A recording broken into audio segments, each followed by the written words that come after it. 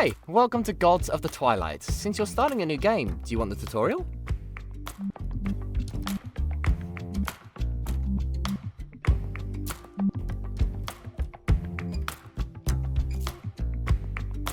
Ah, more experienced are we? Well, here's what you need to know. I'm Hector, by the way. I got volunteered to do the tutorial because apparently I'm the closest thing we have to a mascot. Whatever that means. So, they promised you a lot of choices and consequences, right? Those add up throughout the game. Some choices have unique consequences and will be specifically referenced later on. Others will increase or decrease your affection scores with different characters. Many do both. You already made an important choice just now between Farkas and Althea. They're both adorable in their own ways, in my opinion, but don't tell them I said that. I'd rather tell them myself, if we end up getting along, that is. Anyway, you picked Althea, so you'll play her intro first. You'll still play Farkas' scenes, but later on. There are scenes that change based on who you chose to identify with more. So, different options reveal different story details, similar to any other choice. When you gain or lose affection, you'll see a notification, like this one. Though you might not see it right away when you make the choice, but later, when the character actually reacts. Just like real life, you don't always know the consequences of your actions until later.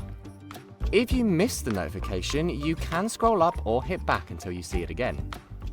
Right now, you get affection from me for listening to me talk. It won't count in game though, since the tutorial is outside the plot. As for the points themselves, some choices will gain or lose more points than others, but again, like real life, all you can see is the character's reactions, not the number, so you'll have to judge how big a deal it is from the context. Then, later on, if you want to build your relationships with certain characters, you might get turned away if you don't have enough affection with them. That doesn't just apply to romance, you could just be asking for someone's help or wanting to get closer as a friend. But don't worry, if I reject you, I'll do my best to be nice about it. On second thought, that depends on what you've done, because you can do some pretty terrible shit in this game. Anyway, I know what you're thinking. Is this guy one of those romanceable Norse gods they told me about? Well, maybe? Take me to dinner first. Actually, I don't know the answer to that. If I had a past life or something else, I don't remember it. Besides, this game also has romanceable humans and other kinds of beings, and they're pretty special too. You'll just have to get to know us first and unravel those mysteries as you go. As for the romance part, you saw the warning screen before this, right? To put it in movie terms, the game's rated R, not X, so don't get your hopes up too high. There'll be new chapters released over time, and your decisions will carry over from the previous chapters, so stay tuned and follow the game's socials for updates. That's about it. Have fun!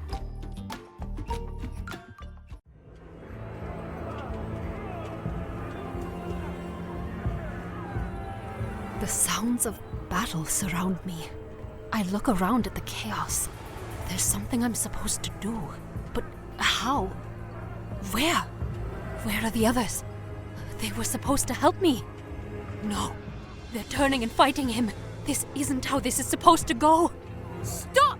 He isn't our enemy. He needs to do this, or else... The voice is both familiar and unfamiliar, yet it comes from within me. I feel its urgency as my own. I rush forward. He's attacking them now in return. Viciously, but outnumbered. The outcome is now all but certain. Suddenly I'm on the ground, warm blood pouring down my face. Is it mine? What happened? My vision fades as a figure stands over me and a blade jabs down from above. Traitor. Who said that?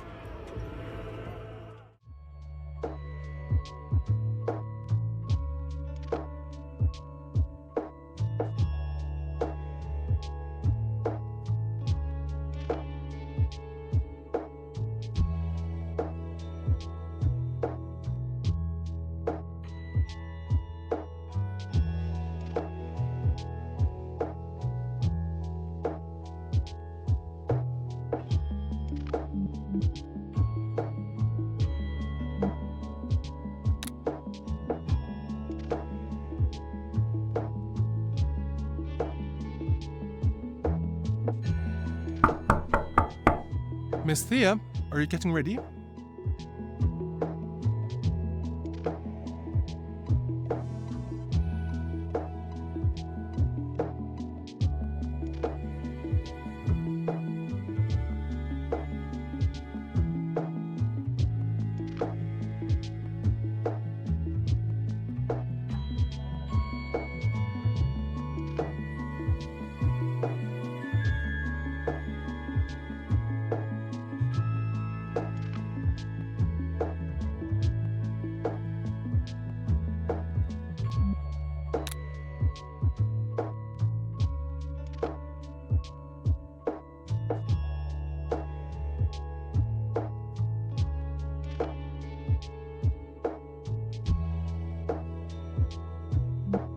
All right, I'll be down at the car.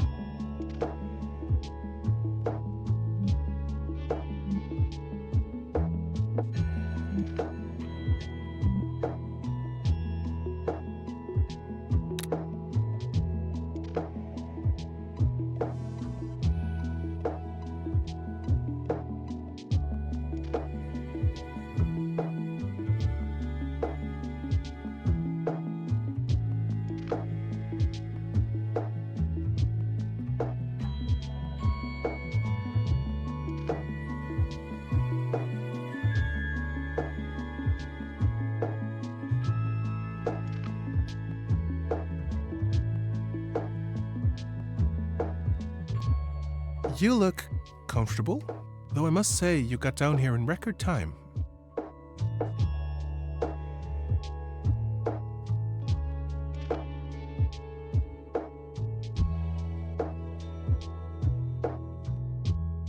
Yeah, had a rough night, so I'm going easy on myself. Grab something decent from the closet, but no excessive primping. Fair enough.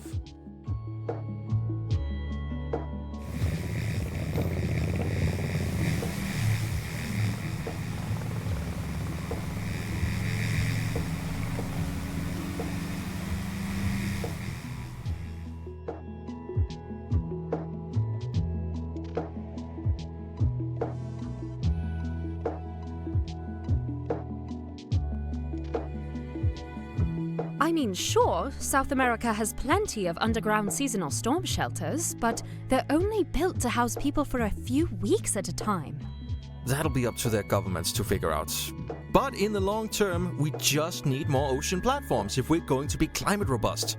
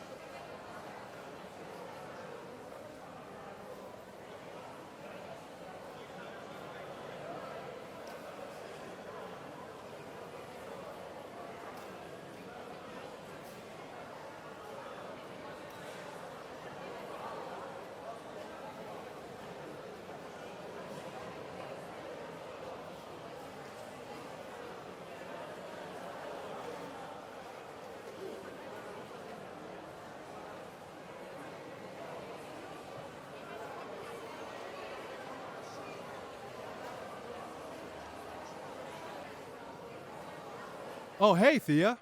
So, the posh princess deigns to honor us with her presence. Yes. Be grateful, peasant. Though the hair is slightly less posh than the outfit today.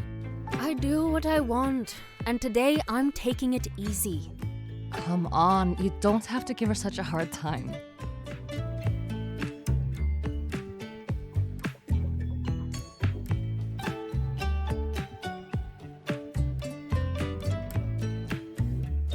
Hey, I'm like barely fucking with her. And look at her, she's perfectly fine.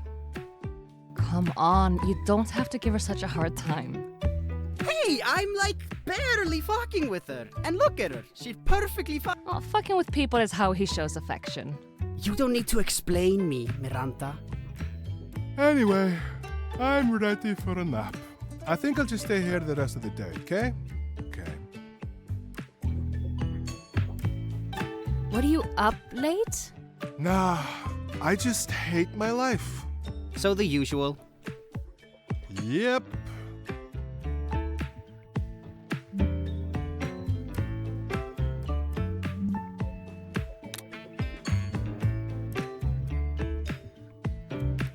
Party!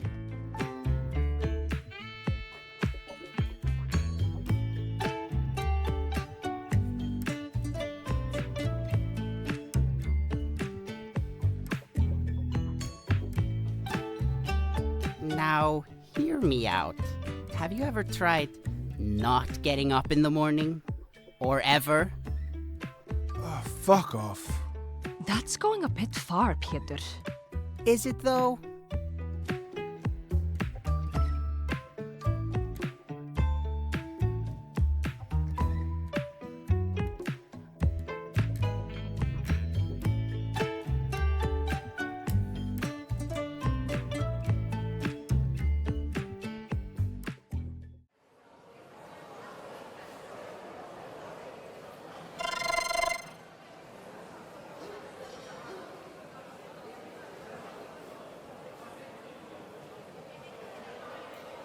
I'm afraid your parents have asked me for my help with some urgent last-minute business, so it'll be an hour or so before I'm able to pick you up.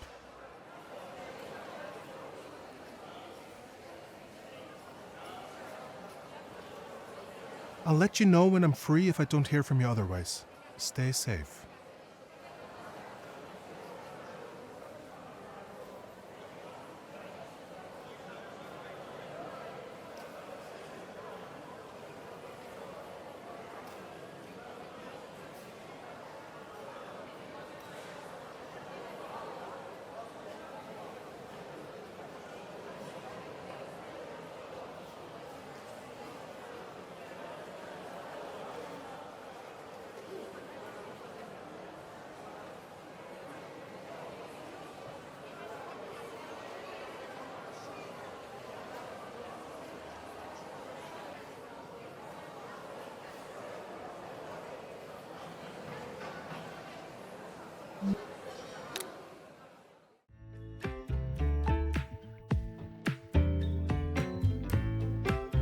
Hey, Thea. Hey, are you guys busy right now, or do you want to do something? Like what? Oh, there's that game cafe not far from here, but I've never gotten around to trying it.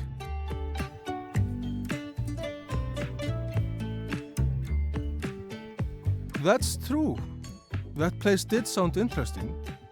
Let's check it out. My parents will be fine with it, so long as we stick together on the street.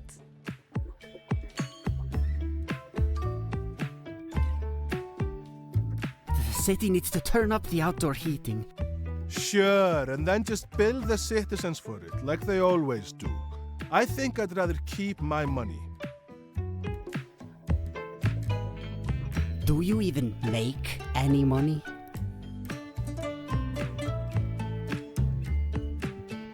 I don't know. It always seems chilly to me. Yeah, but it wasn't always like this, was it? Hey, you know what they say. Global warming, it makes the winters worse? I have no idea. The weather just does whatever it wants now. Yeah, basically.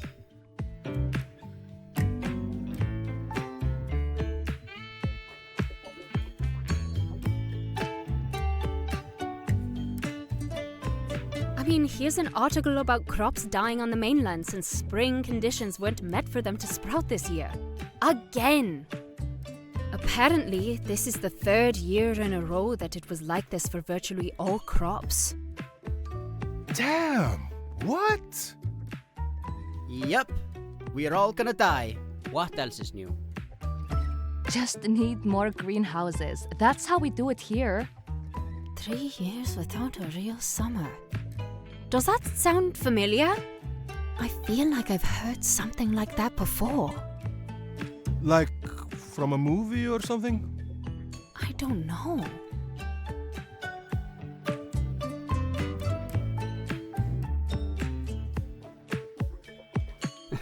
If you run into a pole while looking at the windows plastered across the inside of your eyeballs, you know we're just going to laugh and judge you, right? Oh, that's where it's from. The prophecy of Ragnarok. 3 years without summer, under a useless sun. Signs of Norse mythology's apocalypse. It's funny how you study this shit way more than I do, and you're not even from here.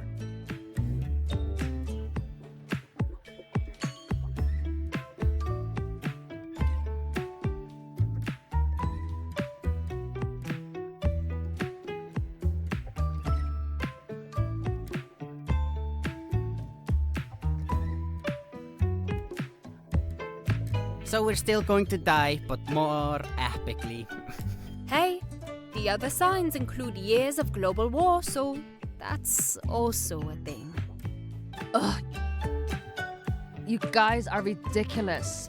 Like, I know you're just messing around, but there are people in my family who get super into conspiracy theories like that, and I'm pretty burnt out on it. Seriously, everything is fine. Okay. Gee whiz. Well, gee whiz. Hey, what is your problem, man? This is what you sound like, Ormur. Oh, golly gee willikers. Shut the fuck up.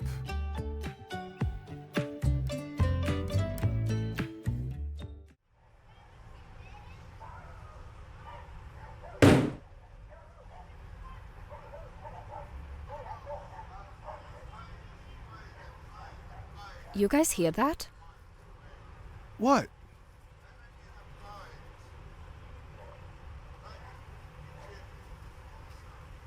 It's like something fell back in there. So what? Should we cross the street away from it? Could just try to get a peek from a distance, see what's going on.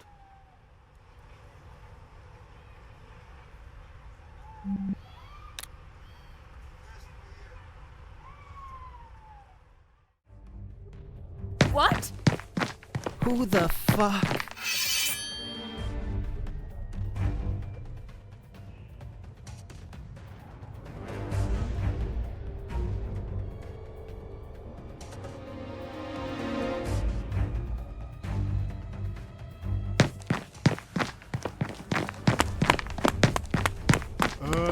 Nope.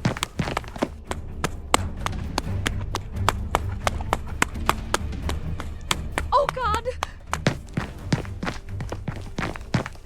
Nope. Nope. Leave us alone, you crazy fuck!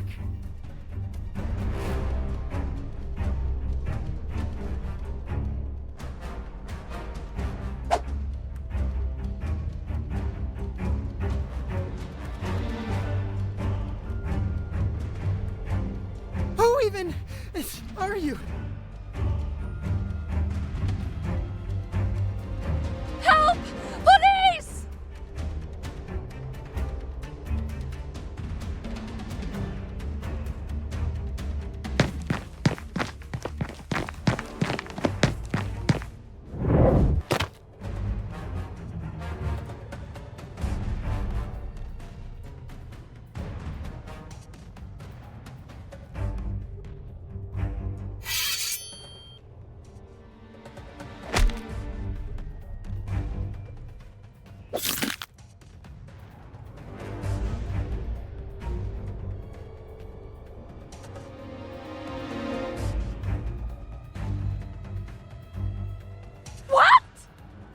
Nope, nope, nope, nope, nope, nope, nope, nope.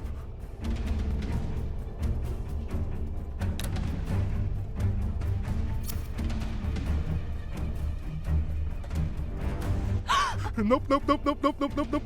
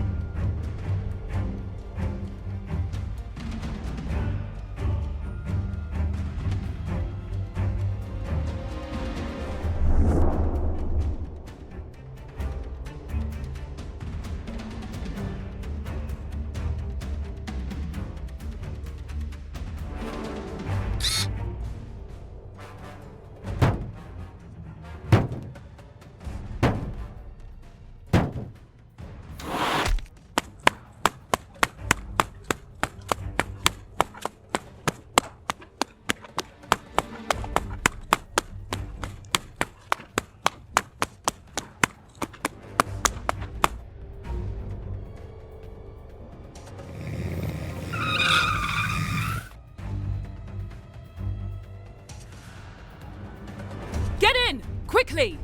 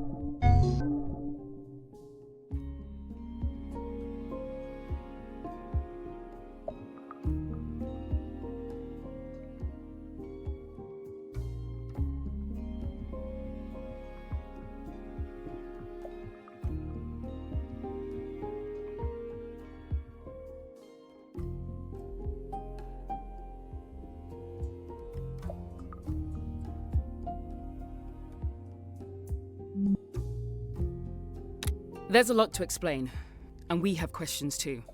Better if we get back to base. Our director has more answers than I do anyway. I'm Lieutenant Kormani, New Reykjavik Police, Special Operations Unit. It's safer if I don't give you the exact location, but to our base.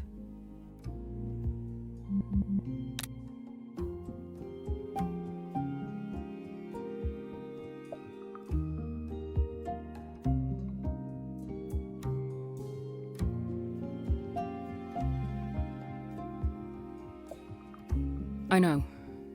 I'm sorry.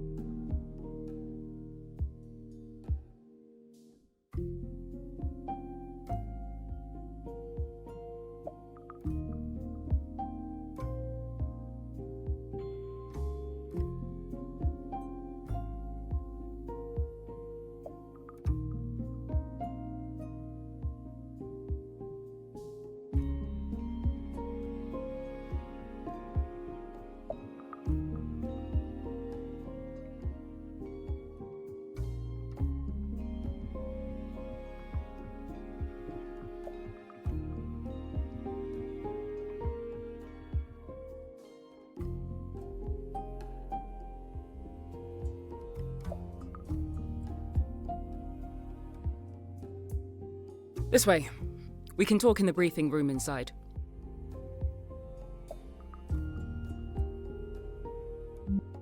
Sorry. The director will have to decide what to share.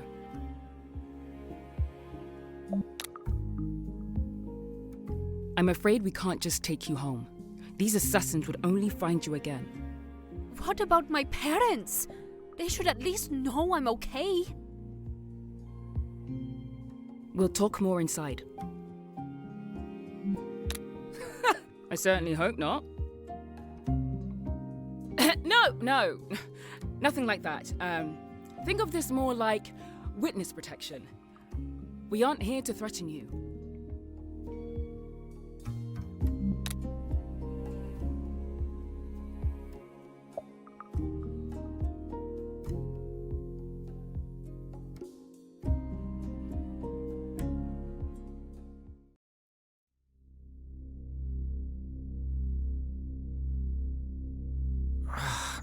This pain. It's like I've been aching for eons. As long as I can't move. Was I ever able to move? I tried to stretch my limbs, but there's...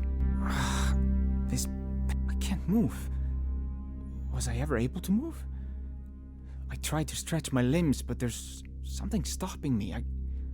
This can't be how it always was. There's a strange taste in my mouth. And renewed pain as I shift and push. Is this blood? Sleep calls to me. How long have I been here? Waking to this darkness only to drift off again into dreams I can barely remember? But there's something else. And my eyes burn defiantly against the pull of hibernation. The ones who did this to me, I see their faces now. Some scornful, some indifferent, some amused. That's it. The desire that keeps me going. Awakening again and again to strain against what holds me. They will know my pain. Wait, my thoughts, my memories, they're scattering to the wind, vanishing.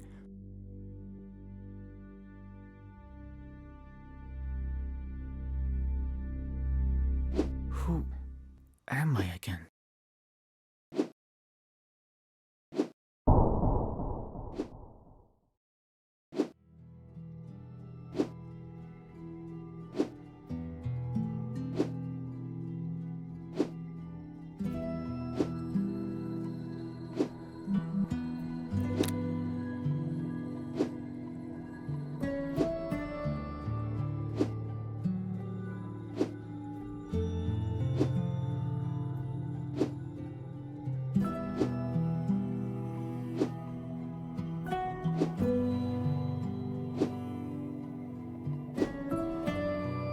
Morning, loser.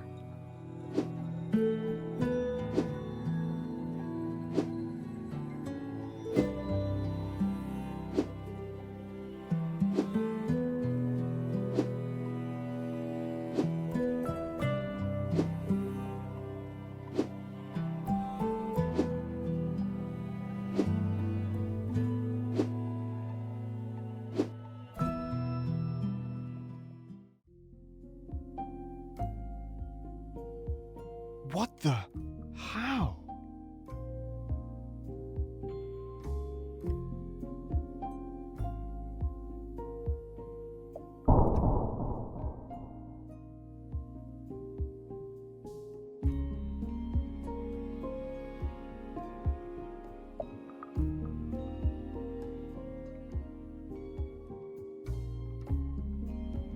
Farkas!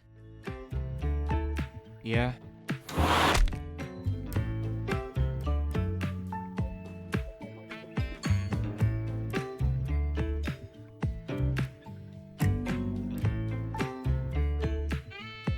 Good, you're up.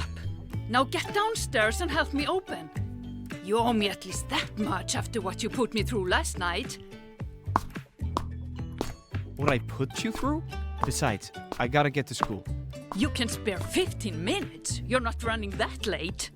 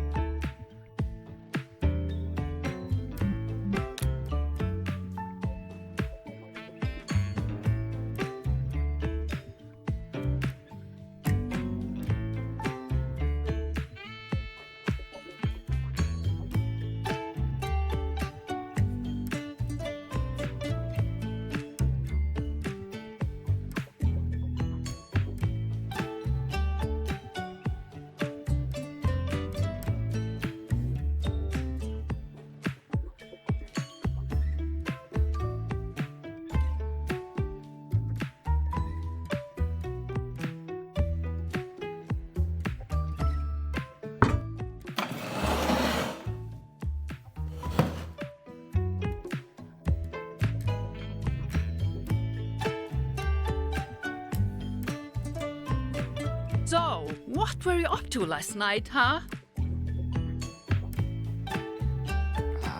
I was just out. And somehow ended up unconscious? Carried home by a kind stranger who must have seen you here before? You were all bloody, your face swollen, a cut on your hand. Why are you getting into knife fights? I thought you were steering clear of all that now.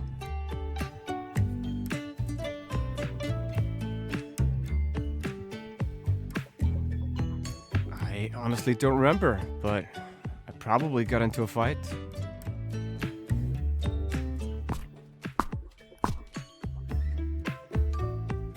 No kidding. Probably? Don't remember? Are you for real?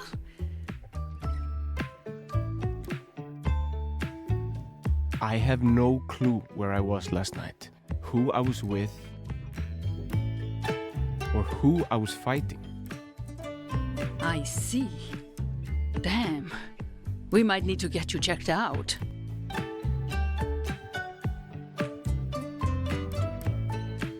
Just means I get to have you around all the more to compensate me for the healthcare fees. Your choices, your responsibility. You're a legal adult now, after all.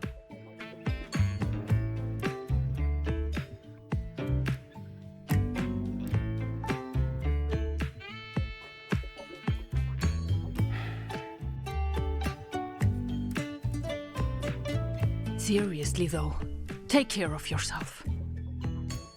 If you die, you'll never be able to pay me back. Whatever. I'm late for school. Hold on. Why don't you sit down? I was starting some acts.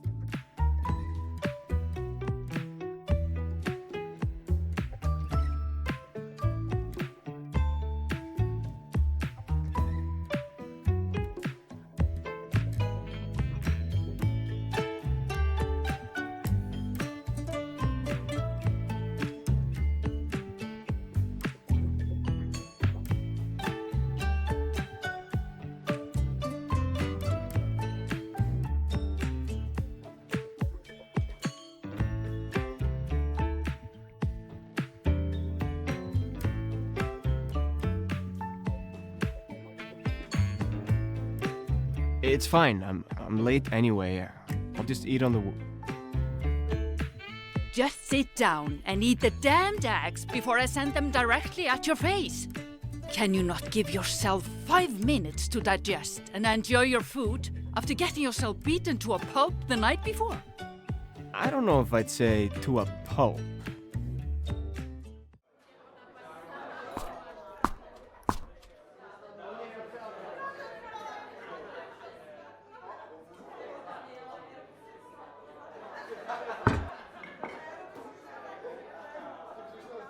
Hey there, kid.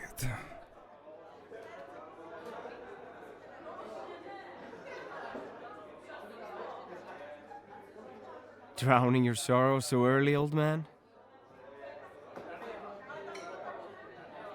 Watch it.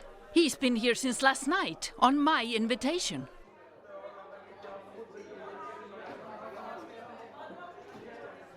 You two dating?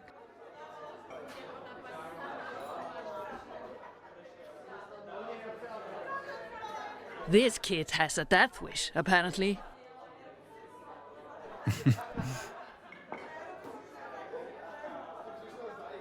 He's the one who found you yesterday and brought you here. You were unconscious, a total mess. You might owe him your life, so I paid him back with a mug of ale. You value my life very highly, I see. Well, I stuck around to see if you're okay. That's all.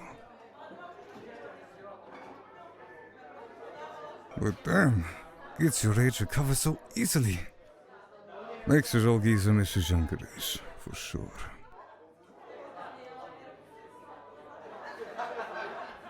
Well, thanks for saving my life, or whatever. I didn't. I just carried you here. What got you so fucked up, if you don't mind me asking, kid? I don't remember. It's all sort of a blank. Damn, they probably got you in the head.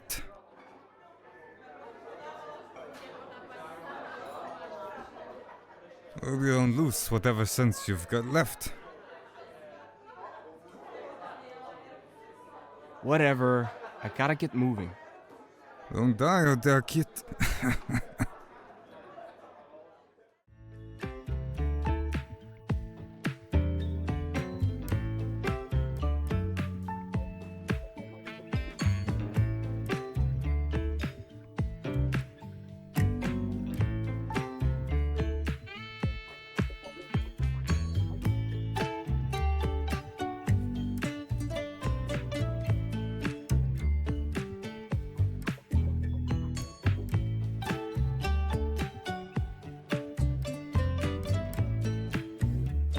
Farkas?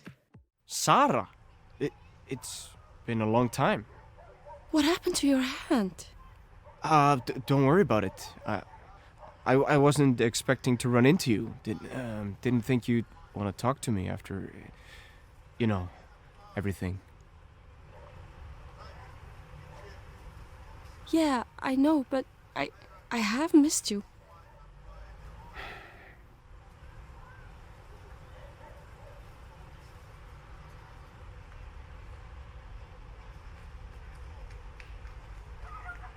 What's the miss? I'm kind of an asshole, right? Sure, you act like that now, but I knew you before all that, remember? I know that's not what you really like. Still, I said some things, and it's probably still best if you aren't seen with me. If they think you're close to me again, then... So, is that who did this? Your old gang?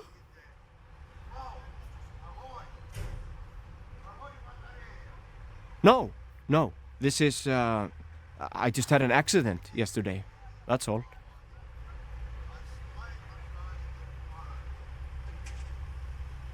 An accident? Are you sure?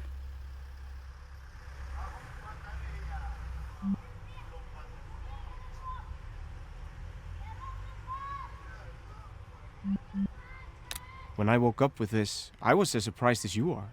I wouldn't have started a fight, though. I want nothing to do with any of that. Did you hit your head? Maybe...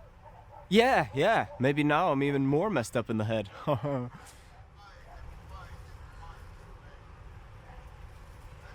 I wasn't gonna joke about it. Head injuries are a real concern.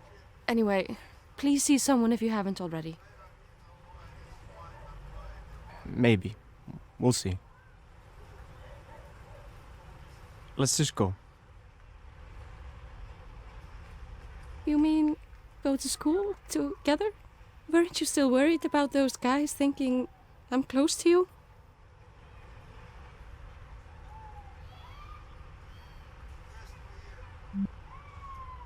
You sure?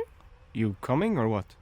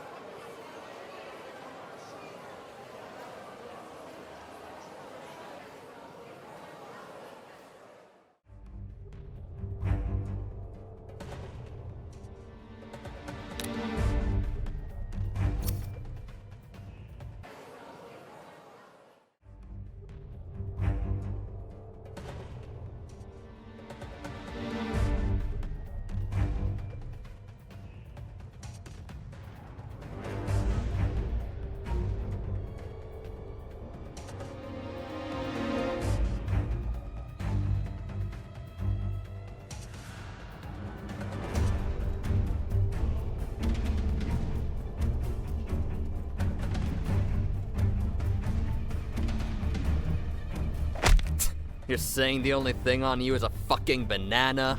Yeah, but you're in luck because the price of bananas is about to skyrocket.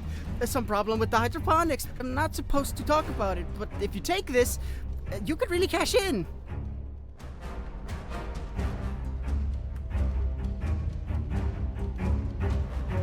Yeah, you're bullshitting. I'm not. Where's your fucking phone? Up my ass. Hold it!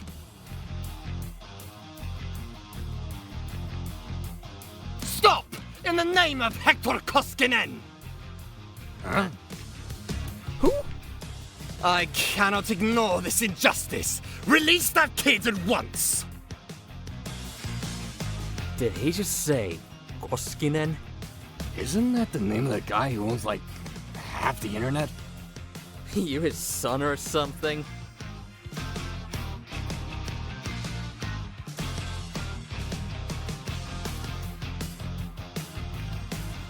Indeed, the Verco Corporation is the nerve center of the world's data. No doubt our algorithms are watching you right now. We're in your phones, we're on the street cams. You can't escape justice.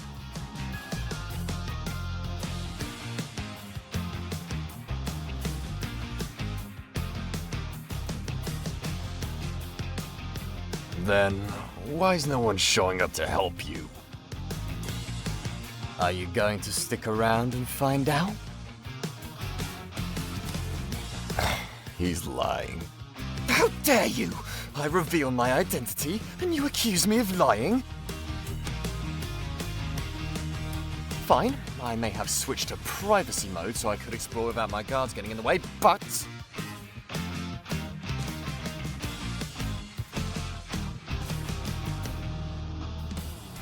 So, what you're saying is... You really are the son of Satan, but you ditched your guards like a fucking idiot. Nice gaming gloves, by the way.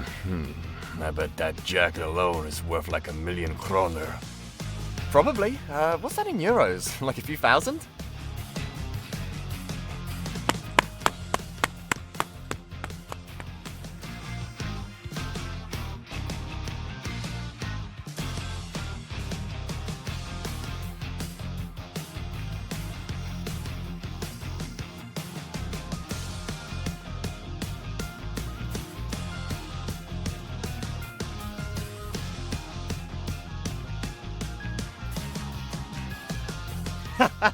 You would threaten me next? Fools! I warn you, if you come at me, somebody is going to get hurt. And it'll be likely me! You? You?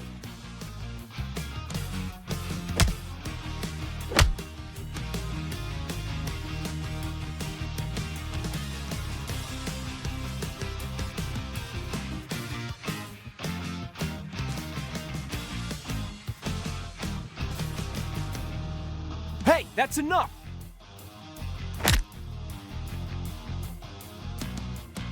You alright, Redhead? This was nothing. Don't say that while your mouth is bleeding, dumbass. Oh. Thanks for coming to my aid, stranger. Now let's work together.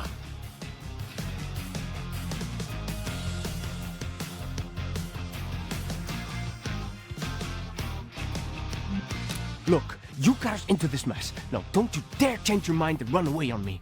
You're seeing this through.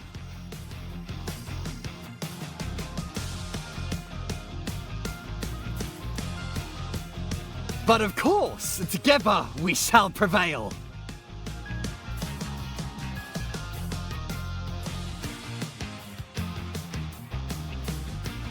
Fine then. Come on, let's do this.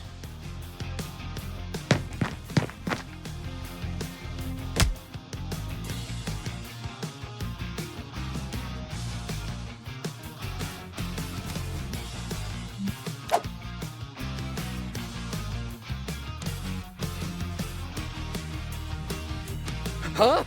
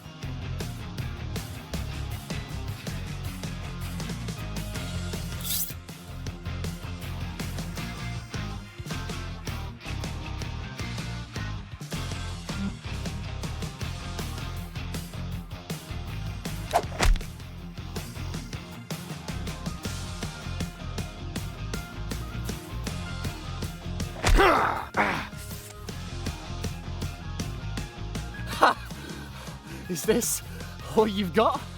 Tell your billionaire dad this is what we think of him. Dude!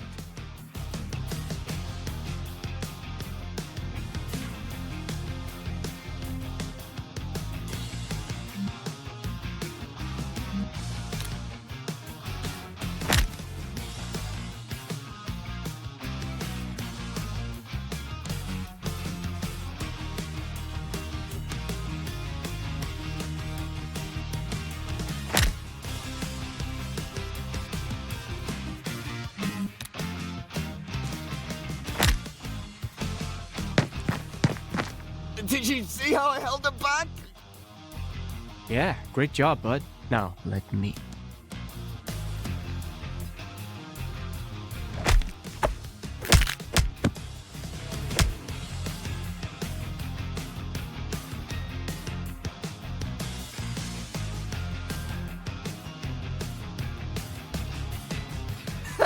Serves them right. Ow! Oh, why does laughing hurt? Don't make a habit of this. You'll get yourself killed. It's okay. I knew what I was getting into. I can take a beating until the police arrive if I need to. Speaking of which, where are they? I made myself anonymous to the algorithms. Not invisible. Yeah, welcome to the real world. Those guys would have taken all your fancy gear and left you bleeding in an alley, and no one would have stopped them. Still think you know what you're getting into?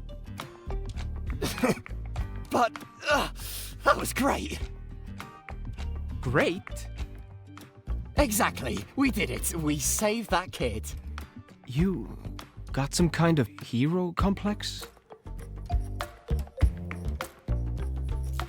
I just do what I can.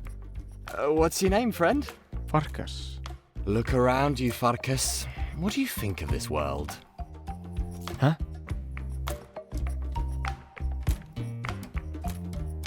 It's shit. Exactly. So? Don't you see? The world's already a terrible place, but today we protected a kid from some thugs. We made it slightly better.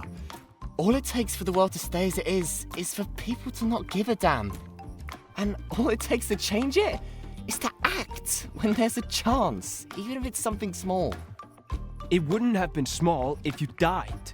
If I hadn't been here, you have to be smart about these things. I couldn't think of anything smarter this time. I just had to make a decision whether to help this kid or not, so I did. I probably can do better, but I'm still not going to sit around uselessly in the meantime and let people like that keep me afraid.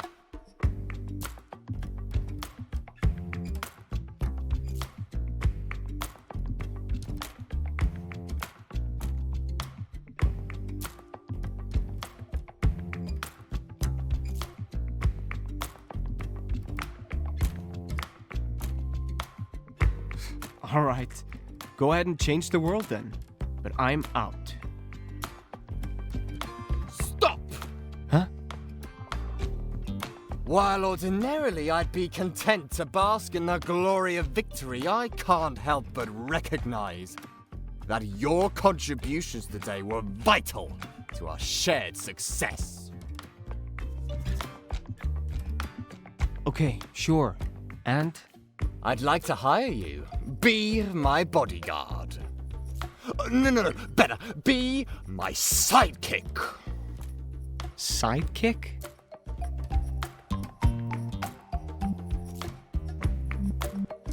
Like, what do you plan to do?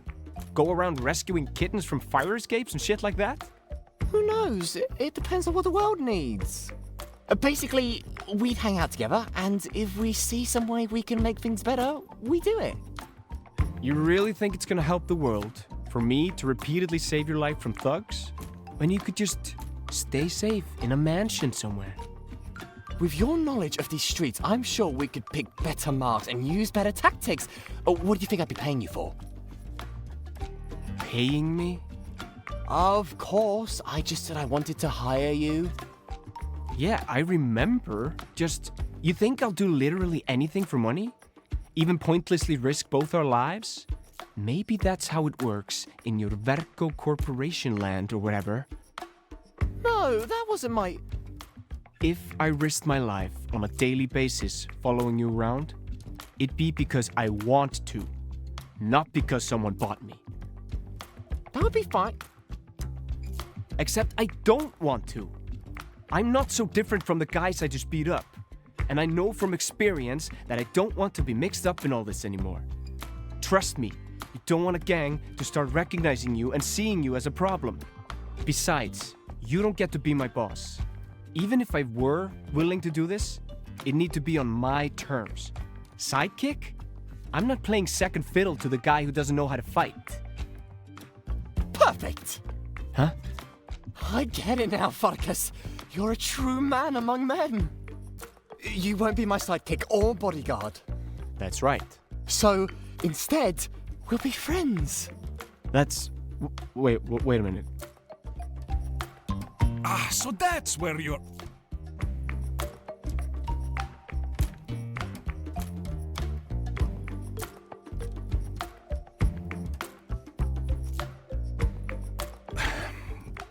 You know, I was waiting to pick you up half an hour ago. I would appreciate it if you'd notify me. Sorry, there was a bit of an emergency. What happened to you? An emergency? Involving this punk? It's fine. This is a friend of mine. Farkas, this is Mikhail. He works for my family. Farkas helped me out of a bad spot back there. That's all there is to it. I see. So you've gotten yourself into trouble again. Again? How did he survive the other times? Survive? You mean literally? Normally I'm with him and we're able to just leave. You know, if you don't do a better job avoiding human contact, you're going to give the Icelanders the wrong idea. They'll start thinking Finns actually like talking to people. Right, I'll just go sit by myself in the dark somewhere and think about herring. That's more like it. Maybe I'm actually an alien, switched at birth. That would explain a lot. Anyway, I recommend we return before your absence is noticed.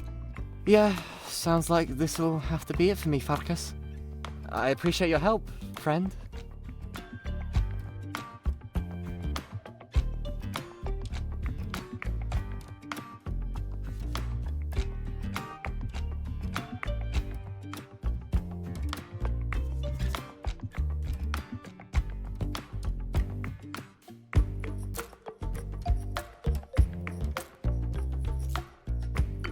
Forget that.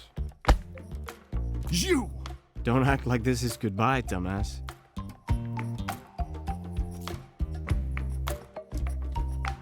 This is where I live. You live in a pub? Upstairs. I live Just go there when you're bored, alright?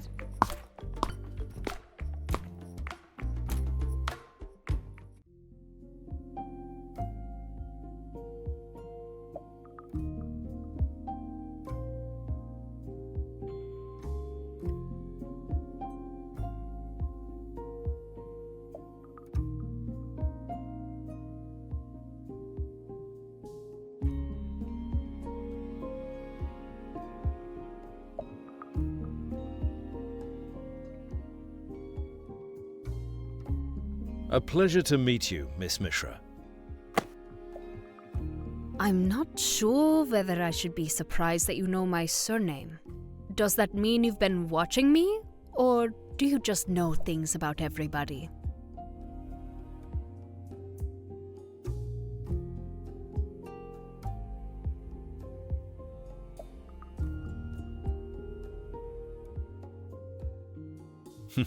Admittedly, just getting your image from the city's security cameras would have been enough to quickly run facial recognition. But I should admit that in fact we have had an eye on you of late. In fact, we are hoping you can help us. But I'm getting ahead of myself. My name is Director Alan Talling. Oh, so you're English then, based on your name and accent. Yes, in fact, I'm not part of the Icelandic police force at all.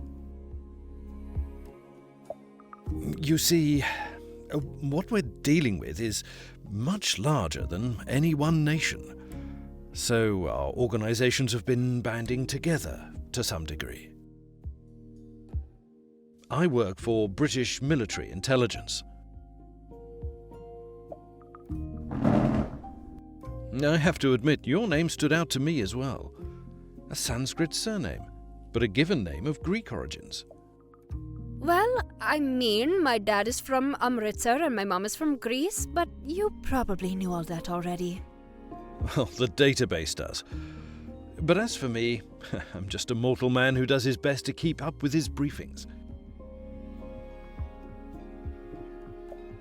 I'm sure you do more than that if you're a director within military intelligence. But this isn't what we're here to talk about, is it? What are you up against?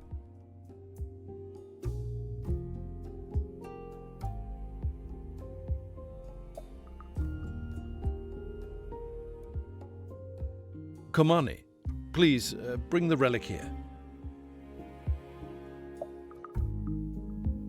Yes, sir. This isn't exactly publicized, but there have always been elements in our organizations that sought to understand the esoteric. Or whatever useful scientific truth there may be behind it.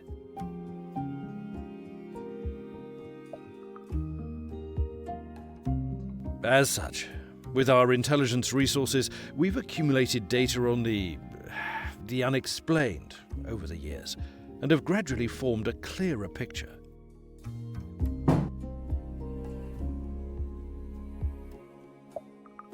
Take a look.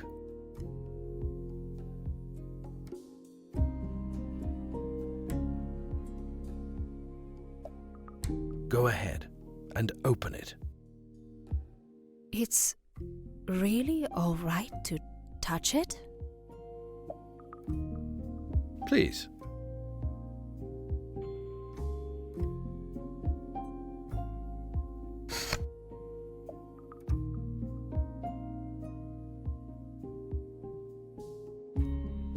What?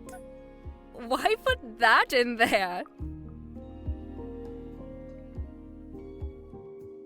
Oh, so it's true. So, what's true? No one put the apple in there.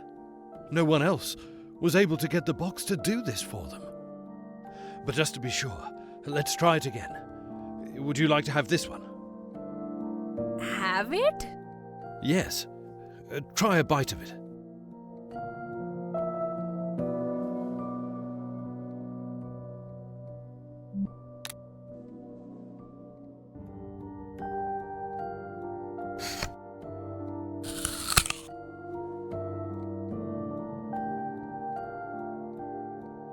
Now, open the chest again.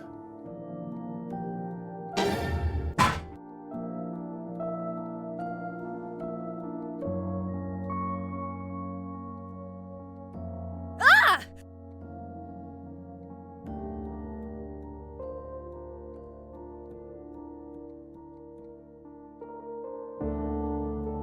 Is this some kind of magic trick? It isn't a trick. Or at least it isn't one that we created. Why show me this? We think it's yours. Mine? Why would I own a box that generates infinite apples? Not only that, there's something else I was eager to test, if anyone was able to get the chest to work. I realize this isn't exactly a scientifically rigorous test procedure, but...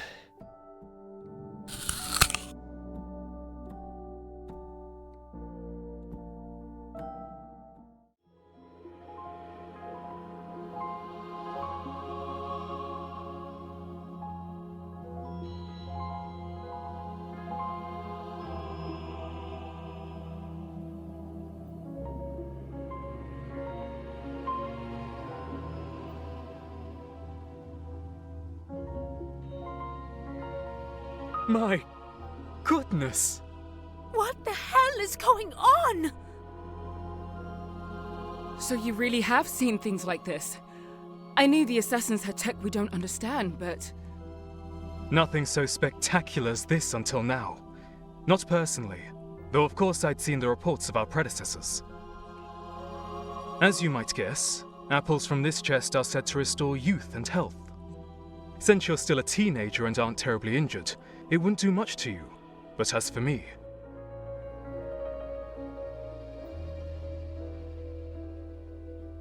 What makes you think this is mine?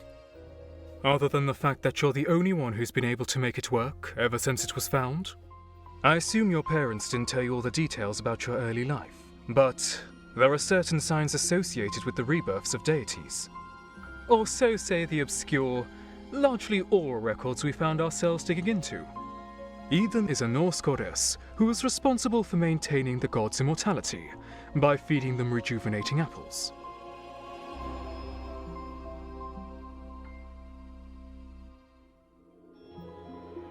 So, you're saying that's me?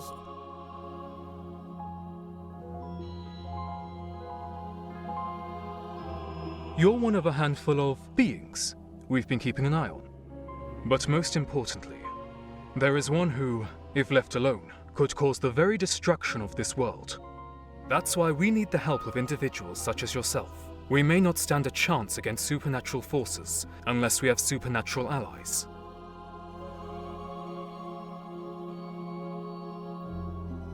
I know it's a lot, and it's strange for all of us, but one way or another, we've got to deal with this.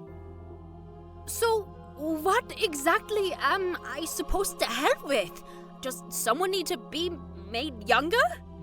Aside from signs pointing us to people like you, we've been tracking signs associated with other events. Specifically, in recent years, there have been far too many occurrences to ignore, which correlate to the prophecy of Ragnarok. 3 winters without summer. Among other things. I see you have some awareness of Norse mythology, but we've gone much deeper than what one can find on a public search engine. But as for what you've probably heard, winters, skies stuck in a grey, overcast twilight, wars, division of humanity against itself, until finally, the events of Ragnarok truly begin with wolves swallowing the sun and moon, with earthquakes, as Fenris Wolf breaks free. Which in turn breaks Loki's prison as well, and together as father and son, they seek the destruction of both this world and the gods. Revenge for their binding and torment. I can tell you've enjoyed studying these stories.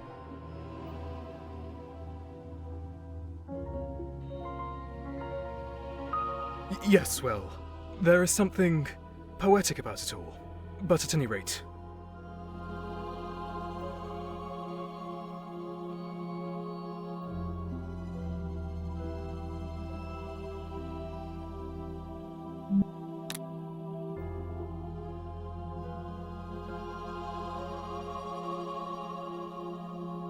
anyway, there remains the serious business of how we handle this. We can't allow the world to be torn apart by supernatural forces. And so, we find the real-world equivalent of this Fenrir, and ensure that he remains bound. I don't see how apples help with that. What we need is a deity capable of actually doing the binding. And more than one deity if we can manage. A legendary beast like that is nothing to trifle with.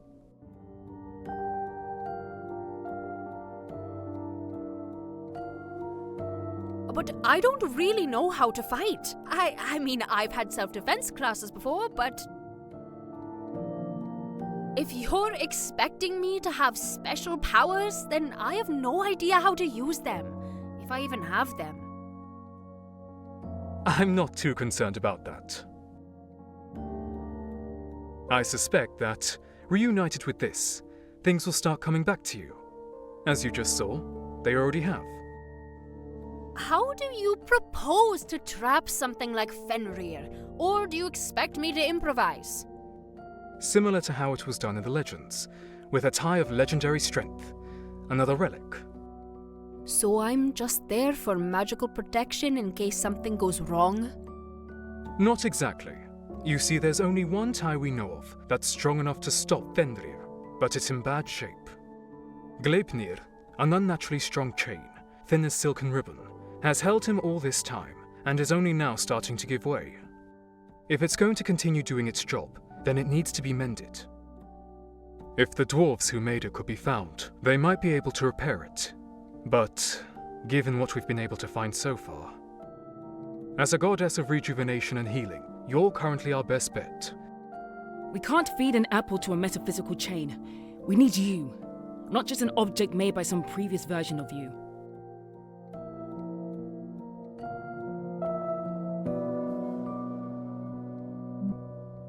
Are you really saying Norse mythology is the one true religion and the rest are just wrong?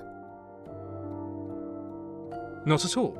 I'm using Norse terminology right now because it's the most relevant to current events, but we have some knowledge of the truth behind a variety of traditions. Of course, there are also many things we don't know, as you've seen, but we know enough to realize that a proactive approach is sometimes necessary, as it is now. And yet, you're saying a goddess who in the past was always associated with the Norse has now decided to incarnate into my family? Neither of my parents have Norse ancestors, not that I know of. You misunderstand. Specific ancestry is by no means a requirement. These beings don't belong to one culture or another, even though different cultures may remember them in different ways.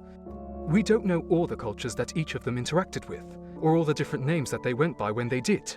But we've put together enough of these connections to know that these beings got around. Perhaps some more than others, but still.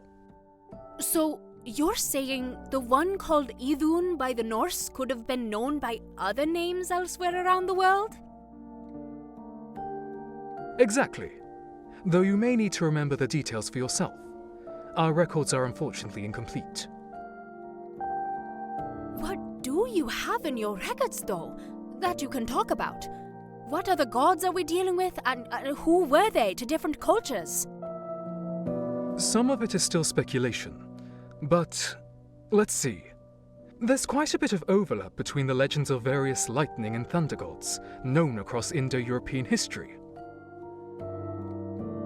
The Baltic god Parkunas, the Slavic god Perun, the Hindu god Indra, the Celtic god Taranis, Ukko from Finnish mythology, and of course, Thor. Many of them are considered defenders of humanity, who ride chariots pulled by goats and wield hammers or axes. You left out Zeus. Is there a reason? So I did. Let me put it this way. We're confident that several of these names refer to the same individual, but not that all of them do. There are certainly those that link Thor to Zeus or Jupiter, but in my professional opinion, their personalities seem different. Separate individuals who are cut from the same cloth in some regards, perhaps.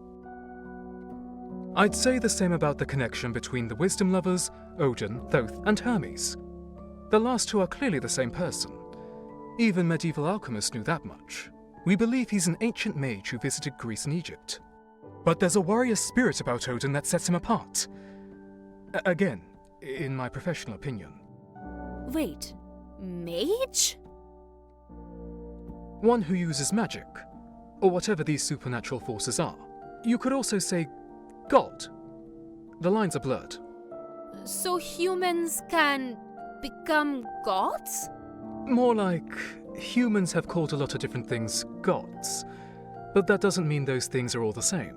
Some might have just been very powerful, or wise humans. Others might have other origins entirely. Beings from other planes, that sort of thing.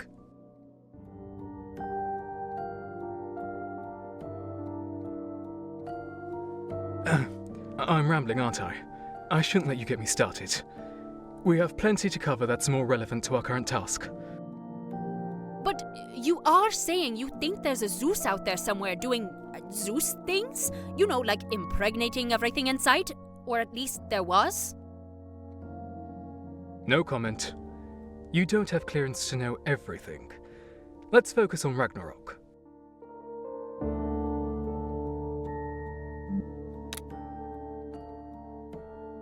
It won't matter. If we understand correctly, if the wolf's full supernatural spirit becomes unshackled, the disruption will free Loki. And I don't think we can ever trust Loki.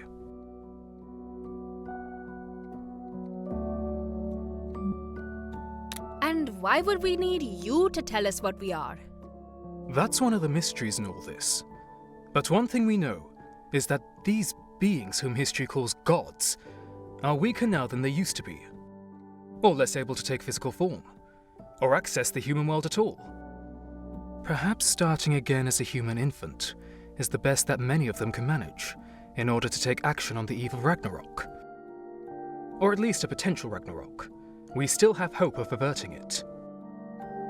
If they're weaker, then that means their war would be easier to stop, right?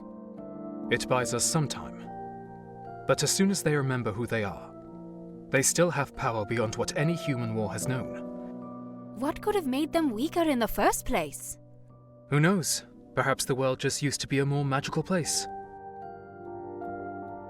But that doesn't make the supernatural any less dangerous when it does rear its head.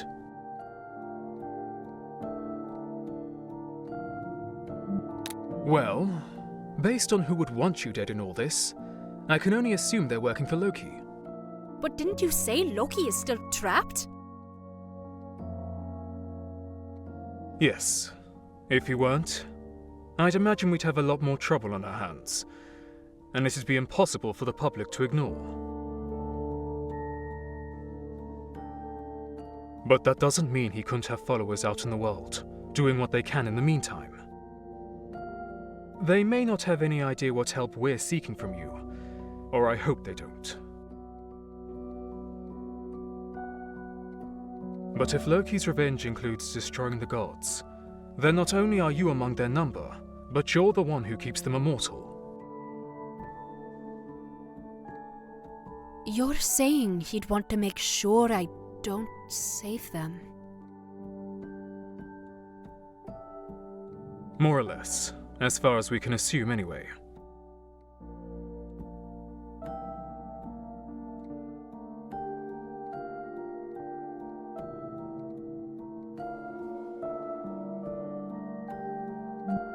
Since the Earth isn't cracking open just yet, we can only assume it's still on Fenrir. Though it must be starting to fray, since an element of Fenrir has appeared in the world. That's what we're tracking, even if the bulk of the wolf's power is still bound. On Fenrir.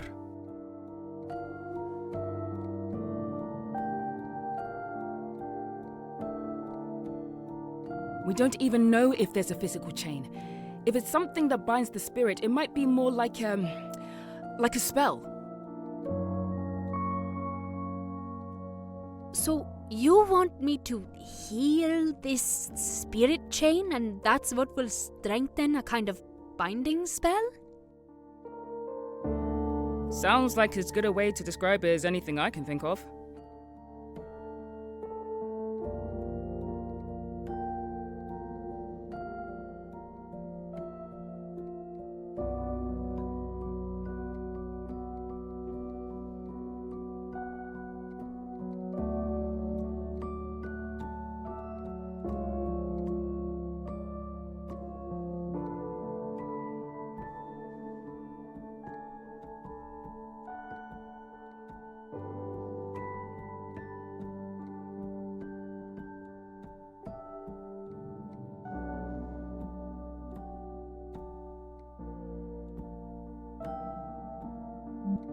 To make a long story short, one of our contacts is arranging for Fenrir, or at least the aspect of it that's manifested into the world, to be at a specific, secure location.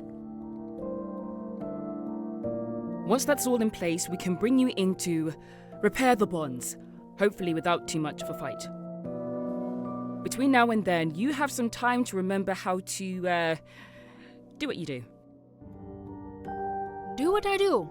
I don't even know where to start.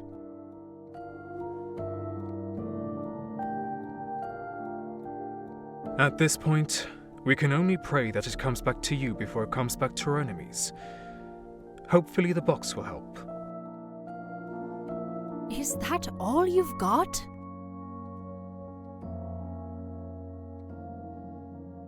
Try to remember your early childhood in Amritsar. What happened around the time you had to leave? What happened around each time you had to move? How many places around the world have you lived at this point? You don't have to answer right now.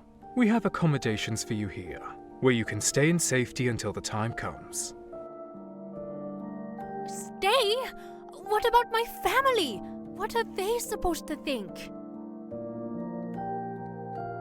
They're aware of more than you realize, so don't worry. They'll know you're safe.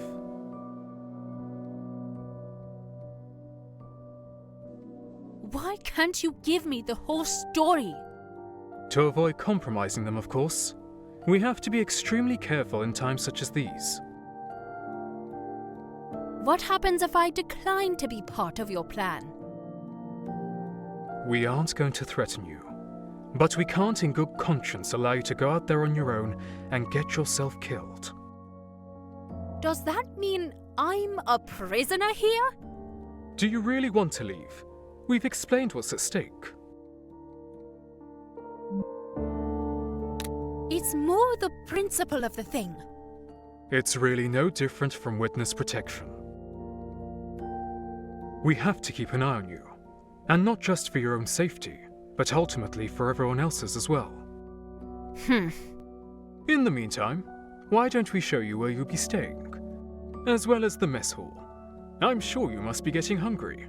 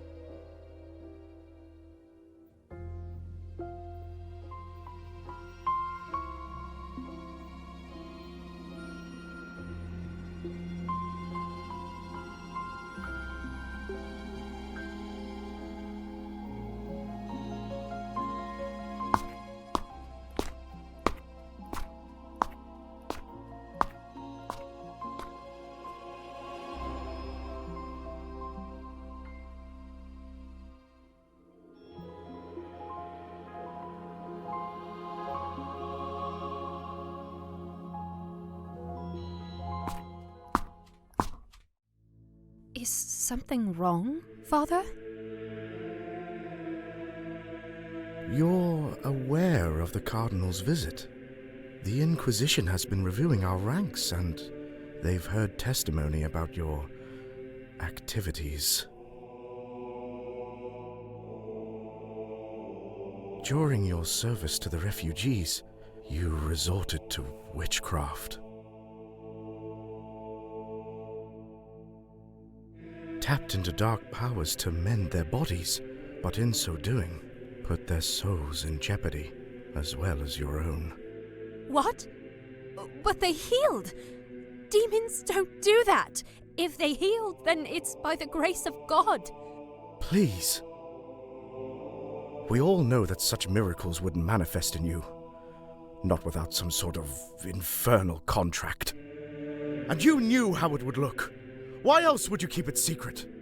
The Inquisition may yet be able to save you and purge you of this. But you must come with us. But purge it how?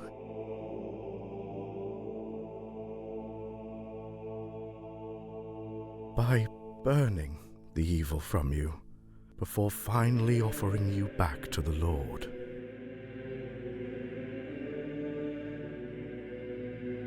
Burning? But even heretics at most are just imprisoned. Perhaps a supposed hedge witch pretending that pagan superstitions and spells actually work might be treated like that.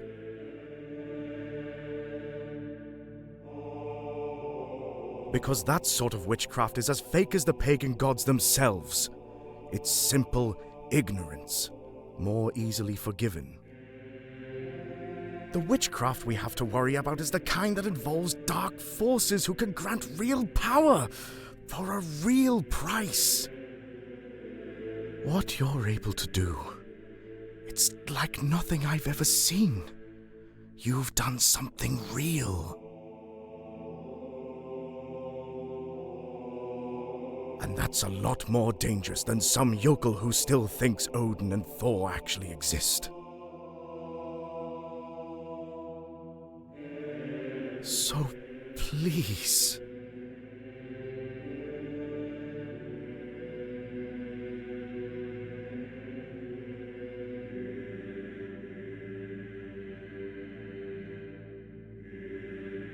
No!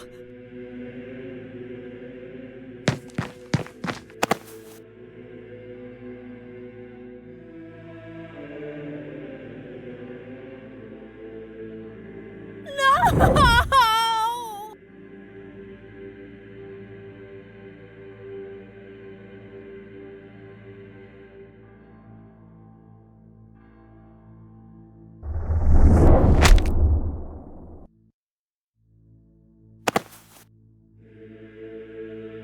Now!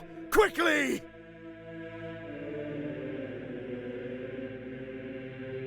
Stop!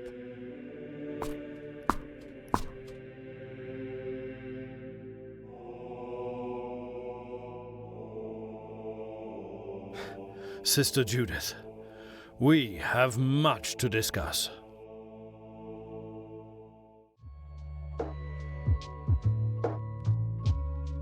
Hey, Farkas, wake up!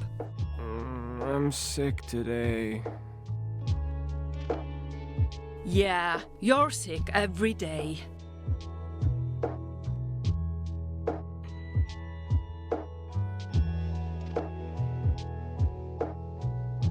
Come on, get up! Your rich friend is downstairs. Oh.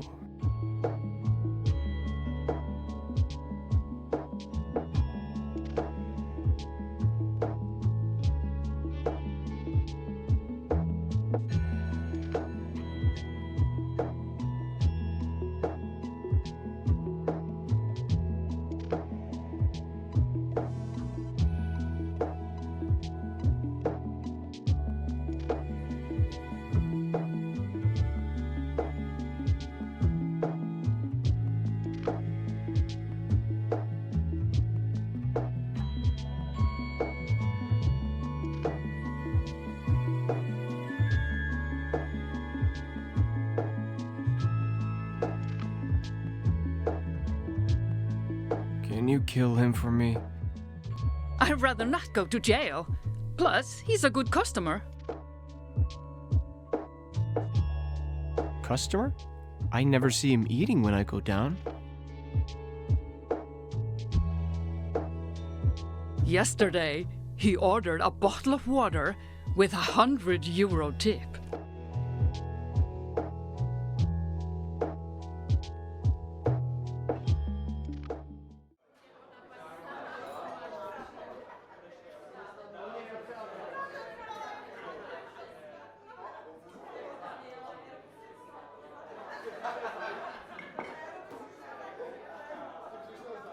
Farkas, good morning, my friend.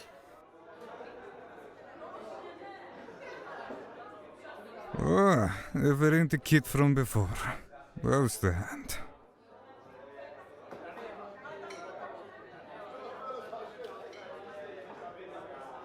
Hey, I'm fine. You're ready to go, right? Okay, let's go.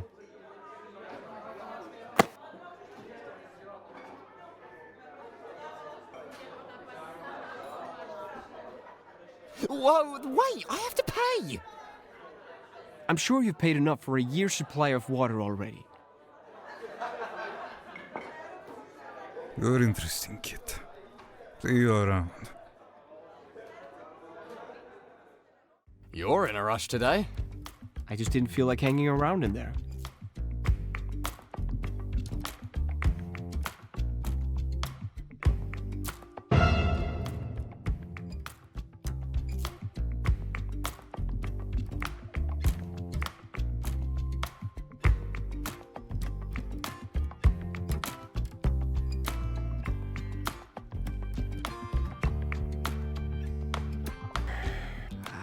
I need to go talk to that girl over there. Oh. An admirer, huh? Oh, I didn't realize you were such a ladies' man.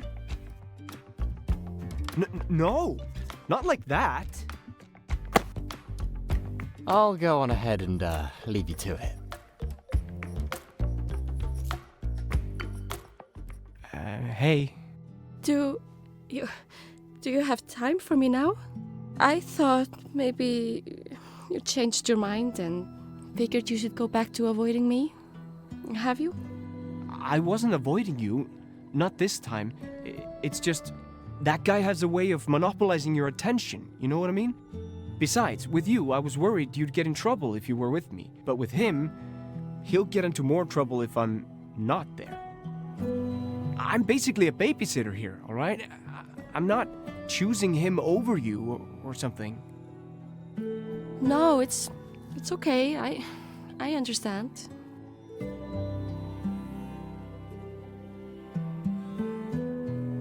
Wait, what exactly did you understand?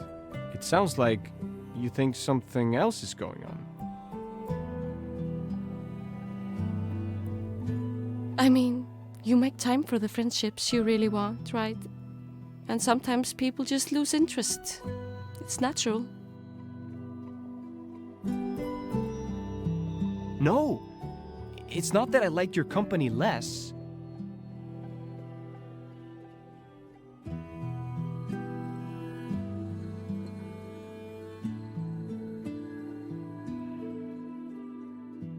You know, I could say the same thing. You could have joined us at any time, but you didn't, right? So if you're actually the one who's lost interest, I get it. I know I was a shitty friend. I won't hold it against you. No, that's not it. I don't care if someone sees us together. I don't care if I get in trouble for being your friend. I only want to be here if you actually want me. That's all. I mean, I always wanted you here. It's just, well, you know. You thought spending time with you would be bad for me? I know, but just let me make those decisions from now on, okay?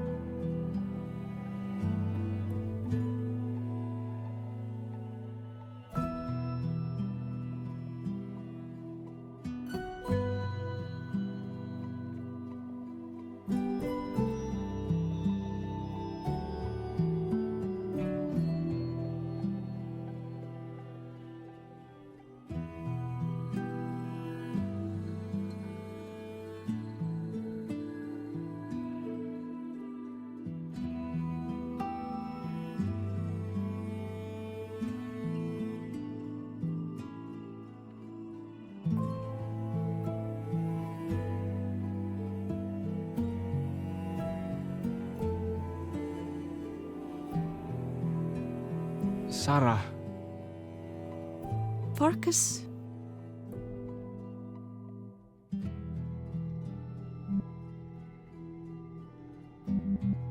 You're right. It's your decision to make.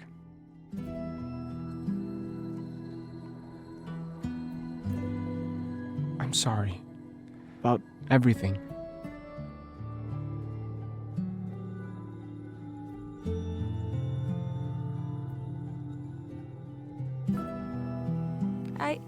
I never asked for an apology.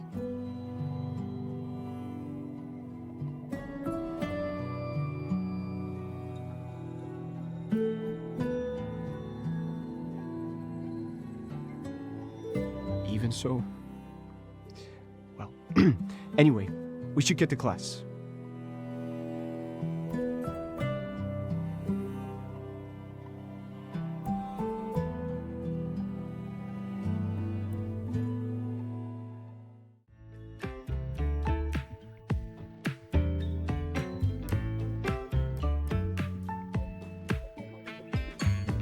But it turns out female hyenas actually have bigger dicks than the males. I was just reading about...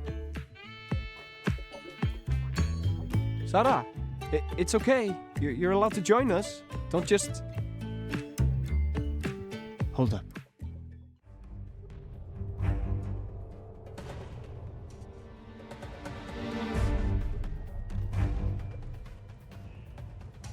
Whoa, that's cool! Nice costumes! Oh, a bit early for Halloween, but... Hector, shut the fuck up and stay back.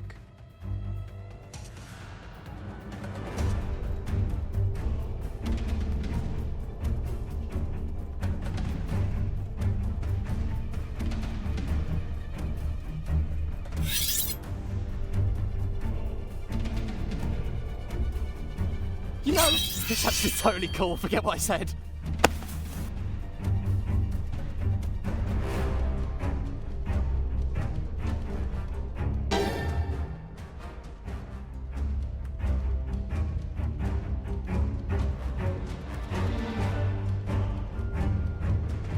Why are you getting into knife fights? I thought you were steering clear of all that now. Hector, run!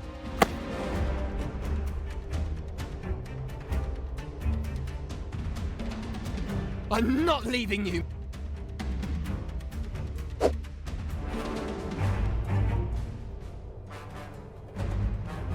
Hey, asshole! At least introduce yourself before you try to kill someone.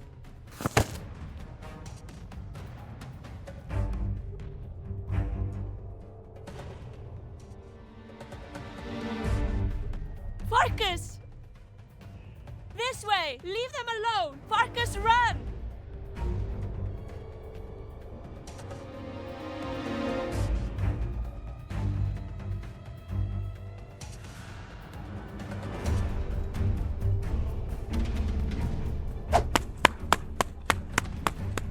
No!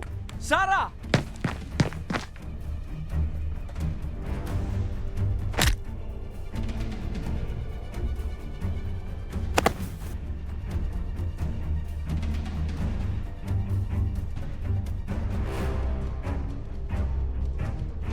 I'm warning you.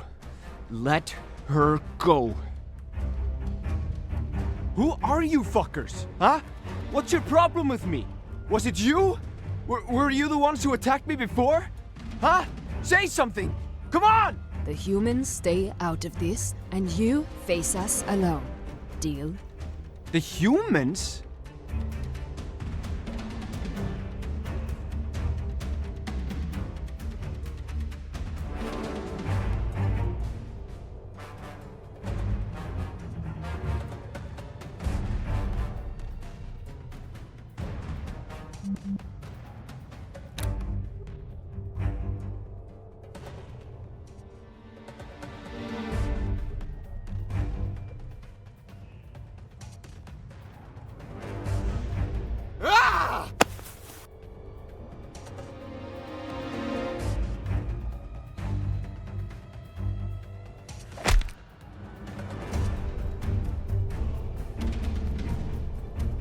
Hector! No!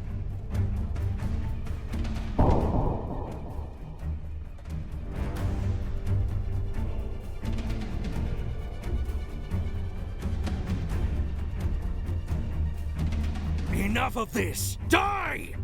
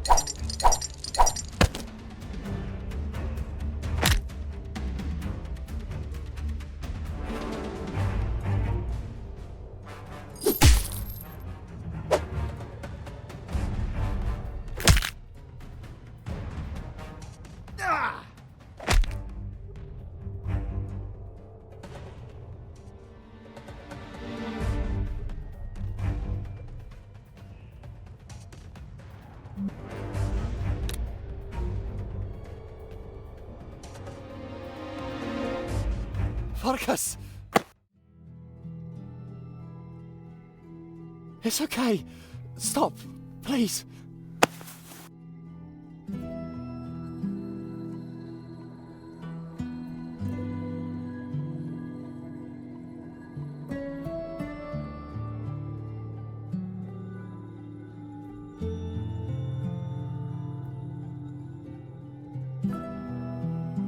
It's okay.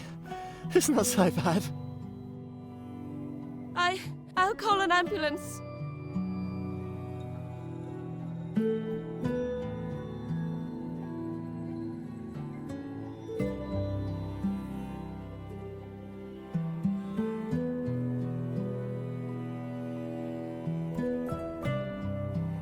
They'll take forever.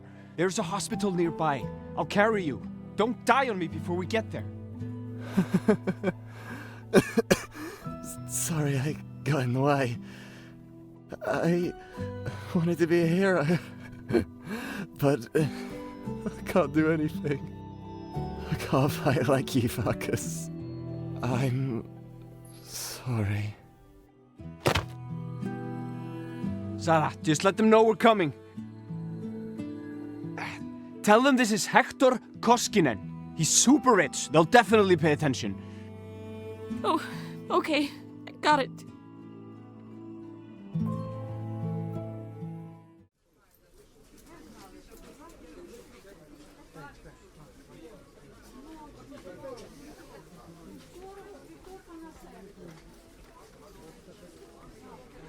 You did what you could, Farkas.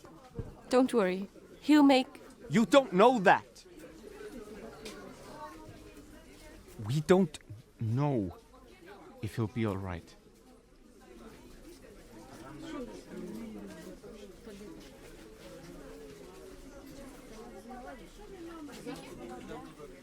I don't want to lose him. I know. But whatever happens, Farkas, this wasn't your fault. Those people in armor, they were my fault. Why would... They were after me, and I don't think this is the first time I fought them. The other day, when I came home injured, I'd been cut up, and it just feels like this has happened before. But I don't know why. They seemed... Like assassins? Yeah, so, I don't know. It's weird. It's all weird. Nothing makes any sense. I have to go home soon, or my parents will be mad, but...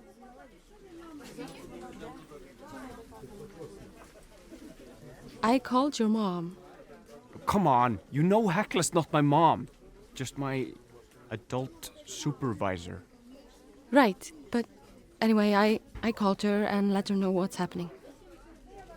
Thank you. She said it's all right if you want to stay here for the night. Okay. I could bring you food and a blanket if... I'm fine. All right. Good night, Farkas.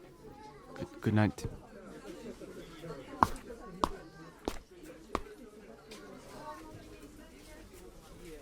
Hey, you!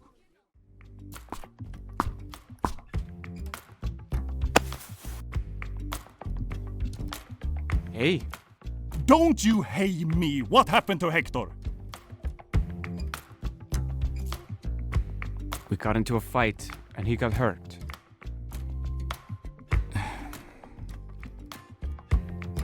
It was all my fault.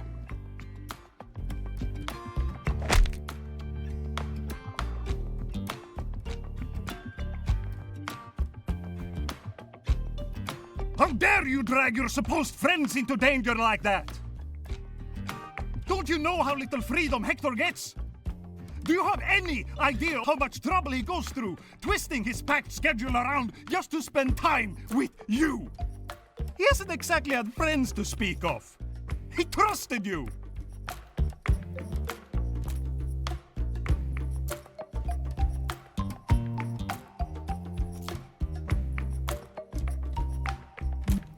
Damn it. This is why I avoid people. I don't want them getting hurt. But for some reason, this shit keeps finding me like a magnet. And whoever's with me pays the price. Fuck. I know you care about Hector. I haven't known him long, but I do too.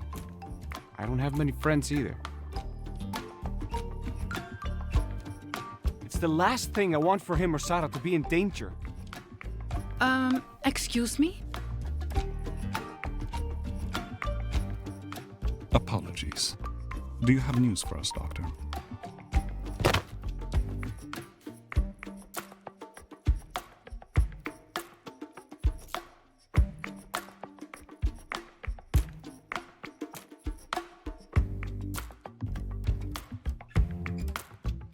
Yes, well, regarding Hector Koskinen, he lost a lot of blood, but it's fortunate he got here so quickly. He needs rest, but the surgery was successful, and he'll recover. So, he's out of danger. He'll live then. Yes, so long as he can avoid any more scrapes like that. Anyway, I should head back. Stay safe.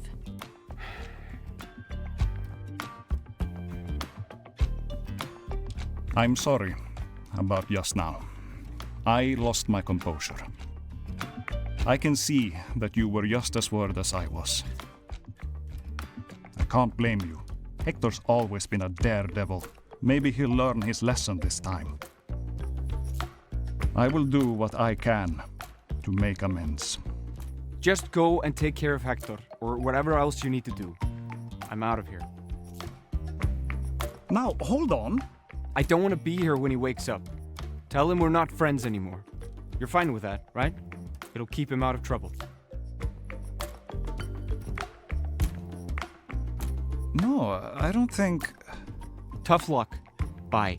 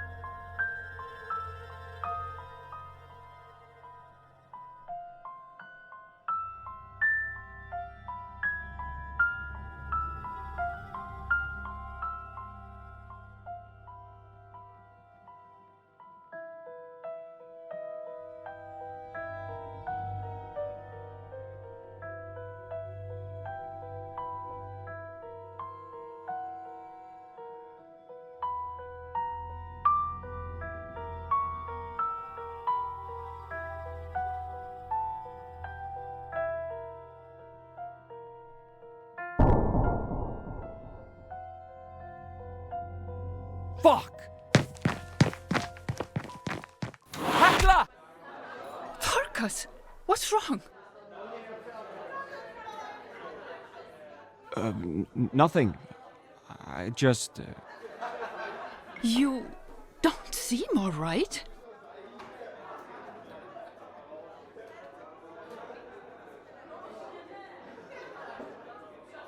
I just... Sarah called and told me what happened. Are you all right? How's Hector? Everything is okay. Hector will make it. I just... You feel guilty, don't you? Of course I do. What do you think? Listen, it's not your fault. In situations like these, you just push people away. You always have. But because you do, you lose track of what's important. I won't tell you not to feel sad that your friend got hurt. But isn't it wonderful that you have these friends who care about you? So don't look down on Hector and Sarah's kindness. Don't turn away from them. Try to get closer to those you care about. Getting hurt is part of life. But if you have people who care about you, that makes it bearable.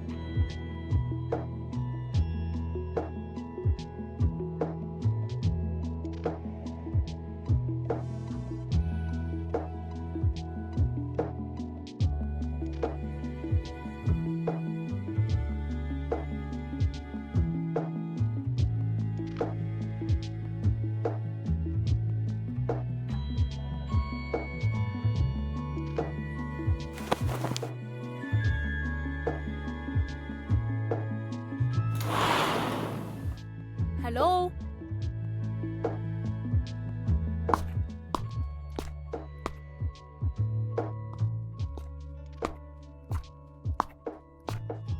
Good morning.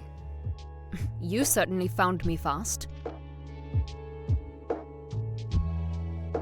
Well, you are somewhat important. Do you need me for something right now? Or are you just following me wherever I go? A bit of both. We do have to maintain a certain level of security. Other than that, we want to make sure you're finding ways to train. Gain some level of confidence in your abilities. Good. The sooner the better on that. Couldn't agree more. Though, I could also use a shower, so... Showers are next to the gym. This way.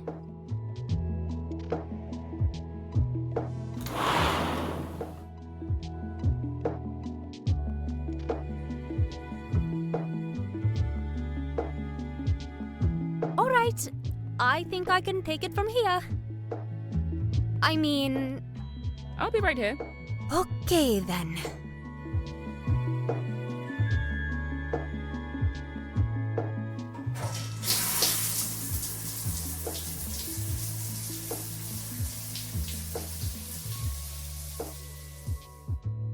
Let's talk more over breakfast. Sure.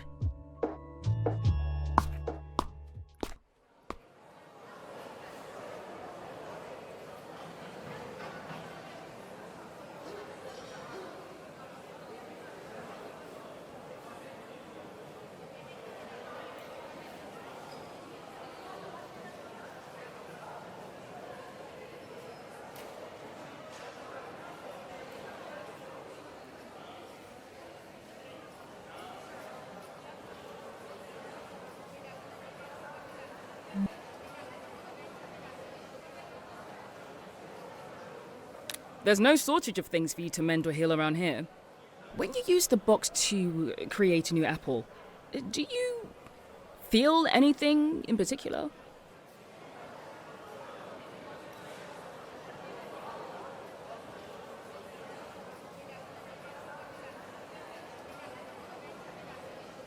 I'd have to try it again, but...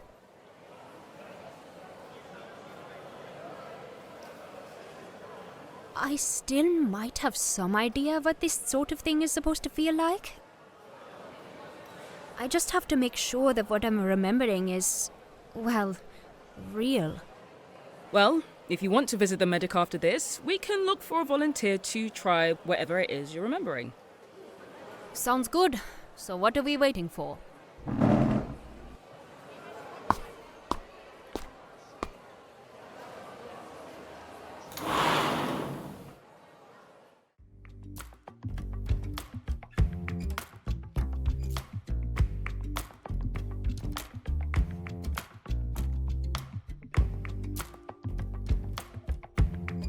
Hey there, Stefan. This is Althea Mishra, Ah, yes, the guest. And this is Dr. Stefan Everson, the head of the med team here. What can I do for you?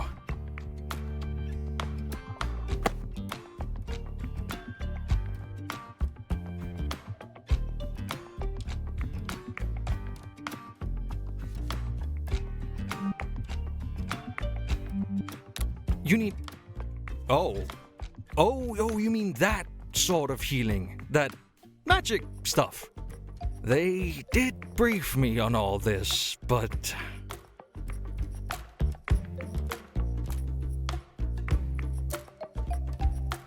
Anyway. So, what exactly would you need in order to try something like this? I mean, if you just need to stand nearby and wave your hands, then no problem. I assume, worst case, nothing happens? I'm not sure how any of this is supposed to work. I'm just trying to mitigate risks. If what I'm remembering is correct, I might need to at least put my hand close to wherever the trouble is. Well, if the person gives you permission. But try not to touch if you don't have to, so you don't accidentally hurt anyone. We'll have to get you washed up and into some gloves. As soon as you have a volunteer, that is. Is there anyone in here for treatment at the moment? Nothing terrible, since we aren't exactly in the thick of things. But I can ask if someone would be willing. This way.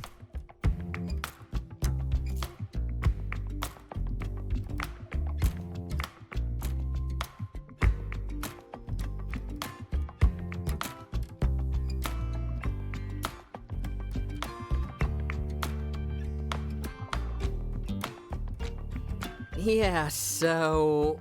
I know it's silly, but I was pushing myself too hard.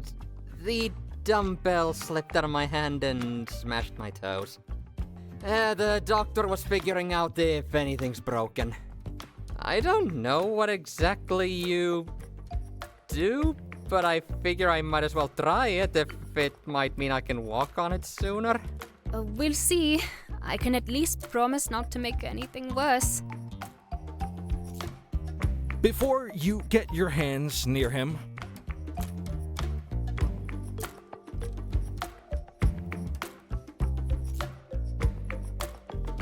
I'm just going to hold my hands near your injury. I don't plan to put pressure on anything, but let me know if anything hurts. Go for...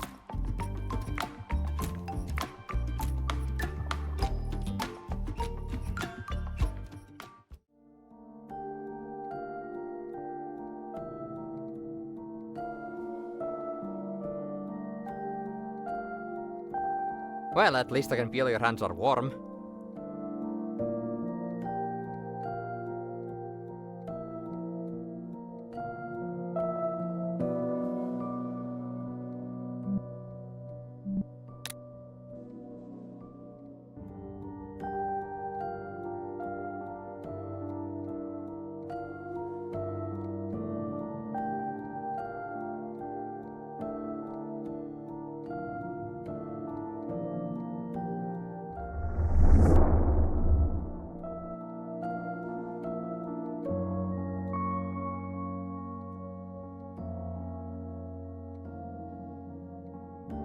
I feel like I just need to...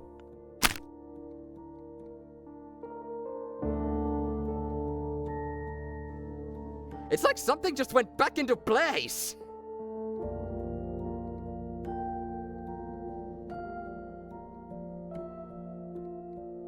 he wasn't able to move his toes not too long ago. Can you move your hands away so I can see what the swelling looks like?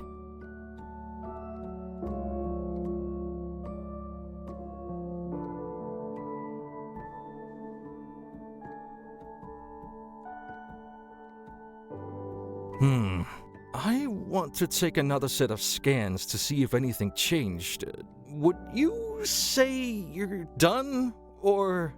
I can still feel it going, but I have no idea how long that might last. If you want to take a scan, then I can pause.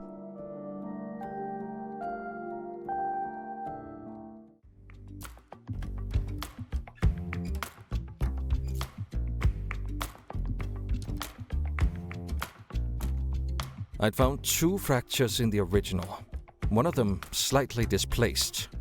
Now, it's as if the displaced one has been shifted back together and the fractures are fused closed. I wouldn't call them good as new, but it's what I'd expect to see after weeks of healing at a natural pace. So am I good to walk then? Maybe after several more minutes of this.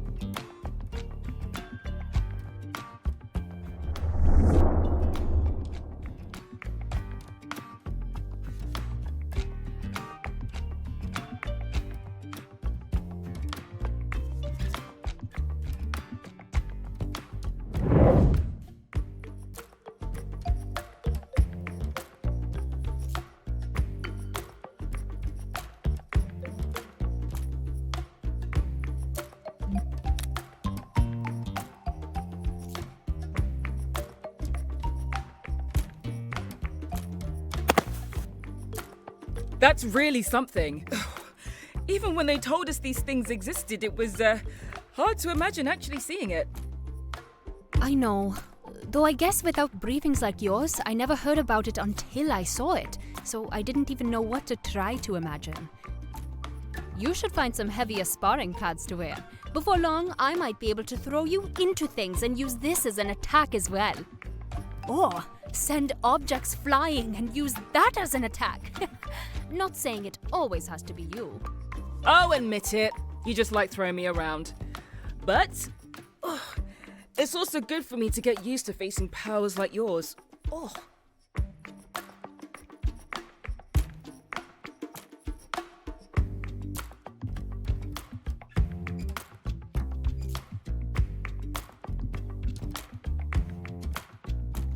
So, how did you end up involved in something like this anyway? Did they just randomly select you? Partly. It's location. They needed people in Iceland working within the local authorities. And I've been here most of my life. Most? You probably noticed there isn't much immigration. But we came because of my father's work studying the melting Arctic. He's a biologist. Anyway, I was in the right place at the right time. There was an opportunity for special assignment, so I applied and proved my fitness for it. Just like I proved myself as a regular patrol officer before joining the Special Operations Unit.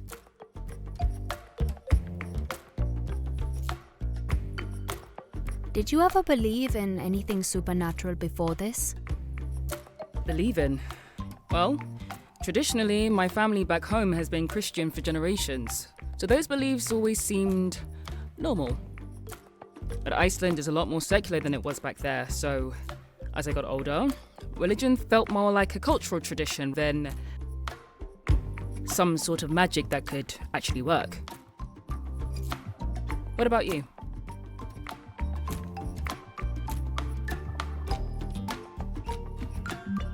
I've always been interested in different cultures and their beliefs, but I figured it was all just embellished history and products of the human mind. But that didn't make it any less interesting. It's as if by deciphering what's behind these stories, I can understand more about the real truth of humanity. What we are, what our consciousness is, and what we were in the parts of the past where legends are the only record. Well, we. Can I really say we anymore if I now know that I'm something else? I don't know. You've still lived a full human life up to this point, without remembering anything else. I'd say that makes you as human as anyone. So you basically sorted through these things on your own? There wasn't anything you got from your family? I was still a child when we left India. I remember a feeling like it was understood that we are more than our physical bodies, but my parents themselves mostly focused on the material world. They're both pretty intellectual. That's how they met, at university. For my mom, well, a lot of Europe is solidly humanist, but in Greece, the Orthodox Church is still a big deal culturally. Some of her family are more conservative than others and had expectations for whoever she ended up with. My dad grew up with Hinduism, but anything that felt dogmatic always rubbed him the wrong way.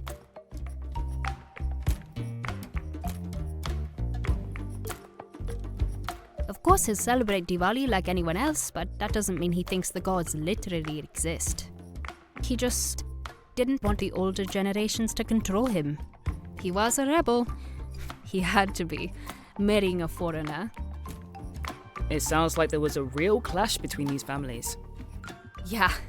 Apparently, both families had really strong feelings about how weddings should be done too. I don't know how my parents survived. I remember not understanding why my grandparents on my dad's side were weird around my mom. And vice versa. They were still nice to me though. Your family didn't have disagreements like this? I guess we were more isolated, living here. My family back home never met my friends and co-workers in Iceland. They lived in different worlds, saw things differently. I guess I ended up becoming more like the latter, to fit in, without really thinking about it. Not sure how I feel about that now.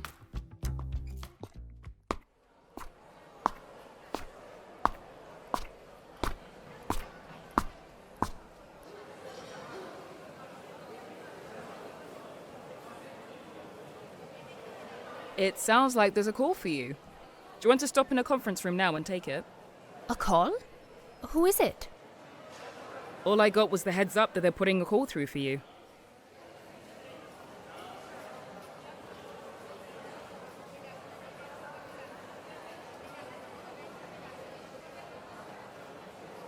Let's see what this is all about then.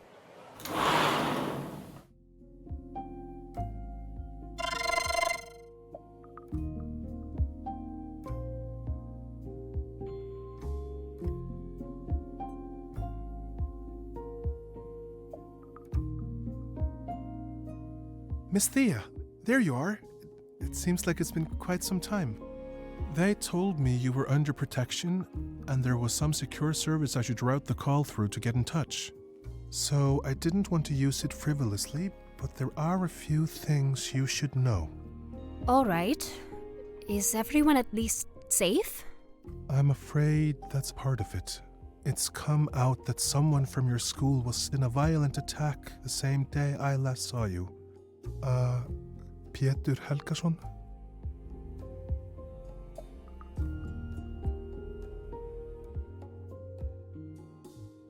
Yeah, he was with me, running from the same attacker. I was there. I saw it. Will he... I'm sorry. I don't know.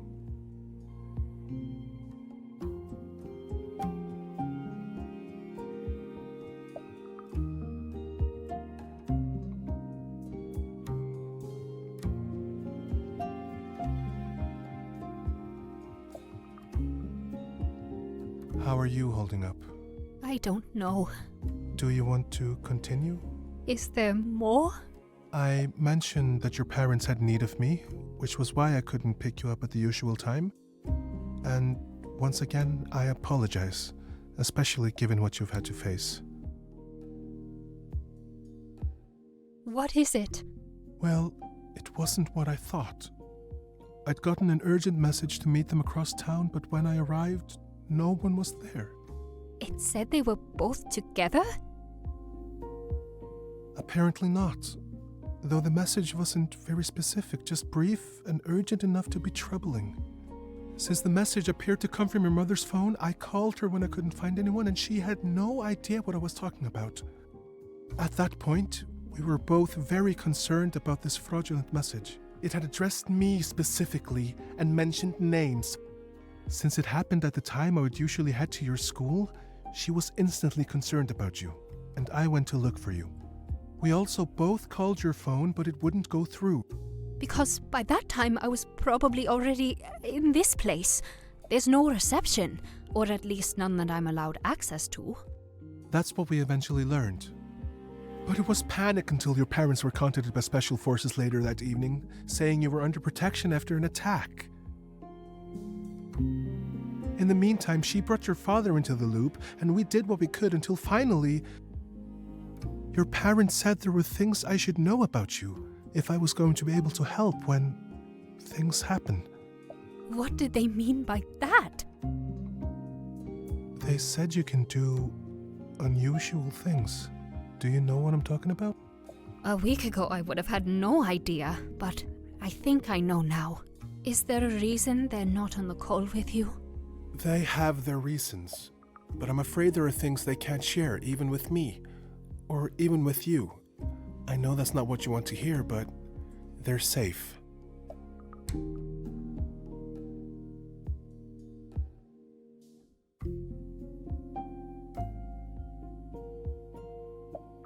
Anyway, your parents wanted you to know that whatever it is you're facing, you have abilities that can protect you. There were things you managed to do as a child that afterward they pretended never happened, and even moved to avoid the people who might have seen. But you didn't just dream those things or make them up. You have some sort of power. They tried to keep it quiet so no one would come after you like they are now. And they want you to know they're sorry. They feel like they failed, because apparently someone found out. That's what they assume must be going on anyway.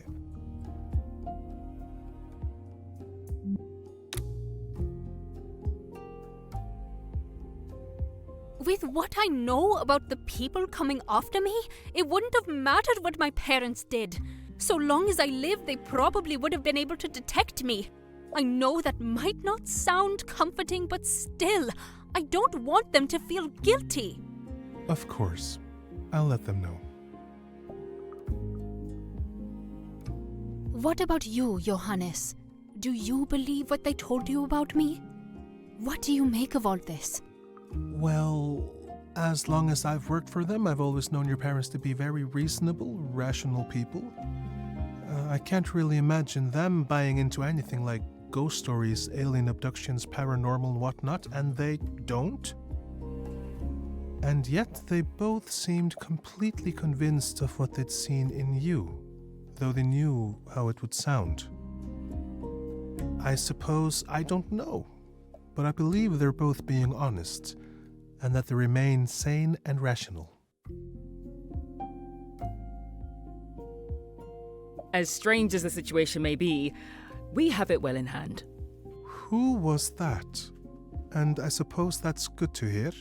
Just another one of the officers assigned to this matter. I realize it's all a bit overwhelming. It's an unusual situation, but we have what we need to resolve it. You can reassure them of that. I see. Well, that was all I had to share. Are you doing all right? I've been healthy and physically safe since getting here, at least. That's good to hear. I suppose I shouldn't take up too much of your time, but I'm glad I was able to get through. Yeah, me too. See you again soon, hopefully, when... Right.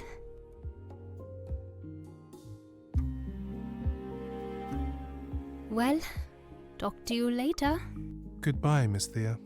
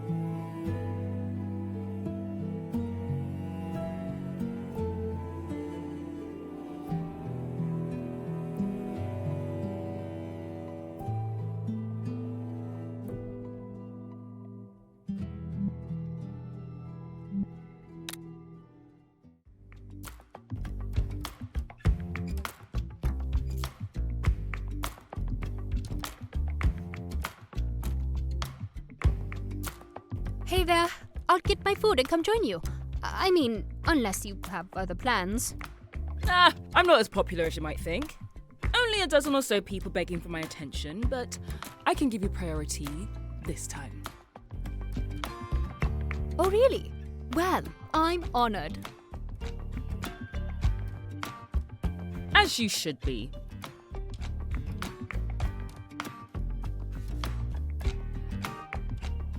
All right, see you in a little bit.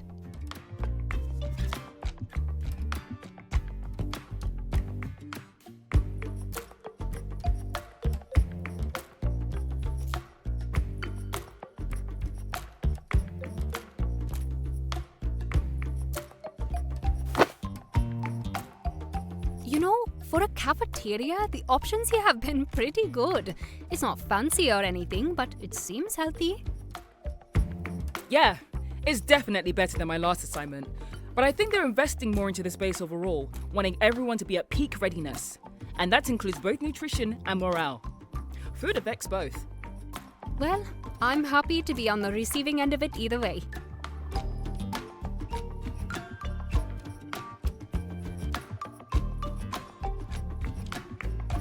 Just the fact that there's always skier is nice. It's been my go-to snack since moving here. Super filling. Yeah, it's pretty dense. Lots of protein. Ah, that's good, I guess. I can't say I ever really monitored my protein intake. You wouldn't need to, unless you had some specific athletic goals. You don't have PT requirements like we do.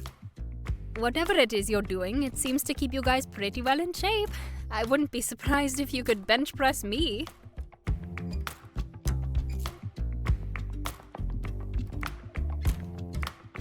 Possibly. What are you, like 60 kilos? Maybe? When I said I don't monitor my protein intake, I don't really weigh myself regularly either. I just eat generally healthy stuff and it's worked out so far. Ah, the blessings of youth. More like the blessings of having no responsibilities that require physical strength.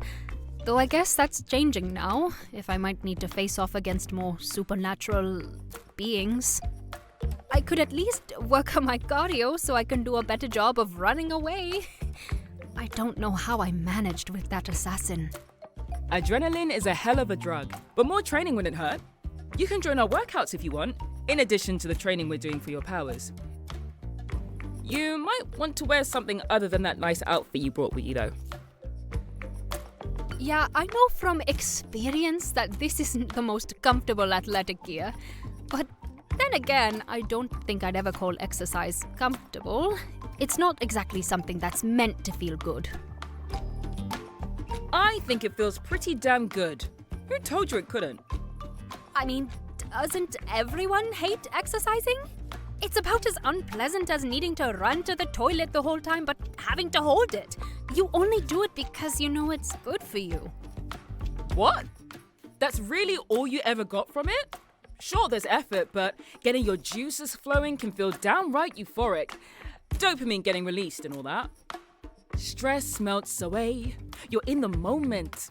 You feel energized. Getting a runner's high is basically my drug of choice. Is that real? People actually feel that way from exercise sometimes? There are people who don't? Of course. It's much more comfortable to just curl up on the couch and read. I never really understood people who chose to do sports. It's like, this is your free time. Why are you spending it on something that feels objectively miserable? But you know those people exist.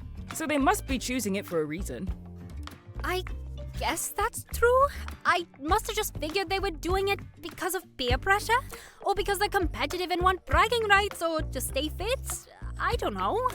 I just couldn't imagine people actually enjoying running around a field for hours. Well, they do. And they can enjoy lifting weights as well. I'm living proof. Plus, that feeling of accomplishment when you see your body doing things it couldn't before. Lifting that dumbbell that was impossible, but now feels light. Or getting yourself up into a pull-up for the first time. There's nothing like it. So, can you really bench 60 kilos? Do you want me to prove it?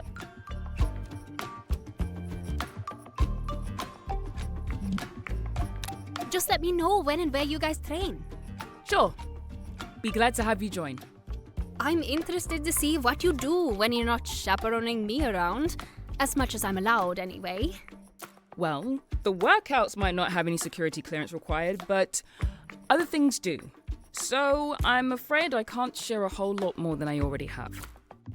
Even though I'm sort of at the center of it all, given who I apparently am. Right. Even then, what you need to know is still what you need to know, and no more.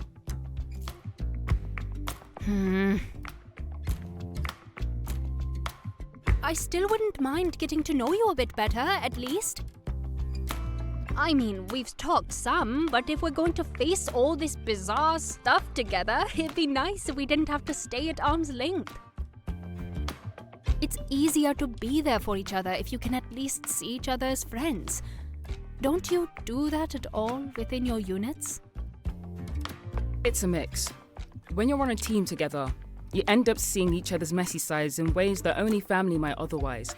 So you do get close. And you have to be in touch with how each other thinks and feels so you can have an intuitive connection and work together fluidly in the field. But there are still some lines you don't cross. It's still a profession, and there are still clear lines of authority.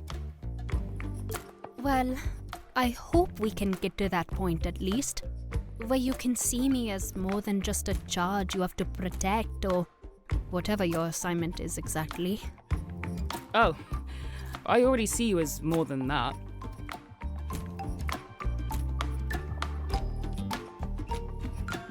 It's time. Time? The arrangements to face Fenrir are in place. We need to head out.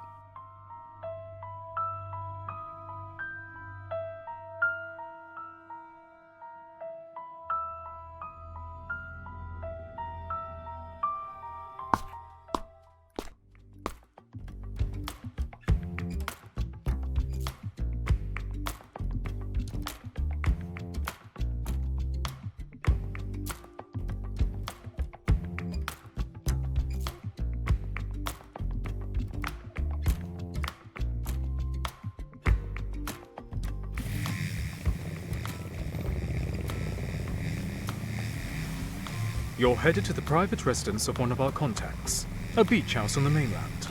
I'd preserve his anonymity, but you'll recognize him easily enough. Erik Koskinen, the CEO of Verko Corp.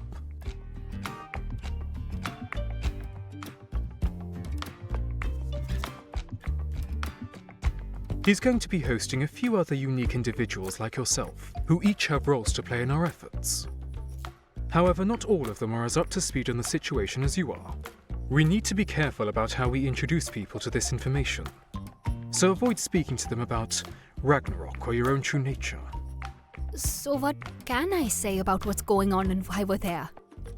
They all know that there are people after them, that there are threats to be addressed, and we intend to address them. So, similar to the witness protection story. Right. You'll have some time to interact with them while we get everything in place. And of course, being on good terms with them will be helpful moving forward. How long will we have before we do what we came to do? At least a day or two. Both to prepare and to bring everyone up to speed on their roles.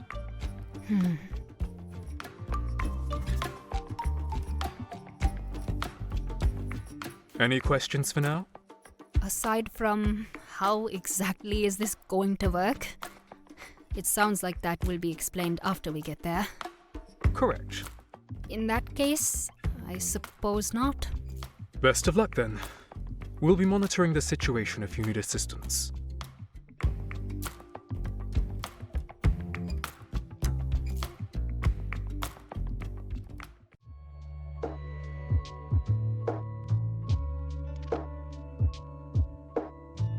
Hey, there's someone downstairs who wants to speak to you. He says he's Hector's father. I could tell him to go away if you... No, wait. It's all right.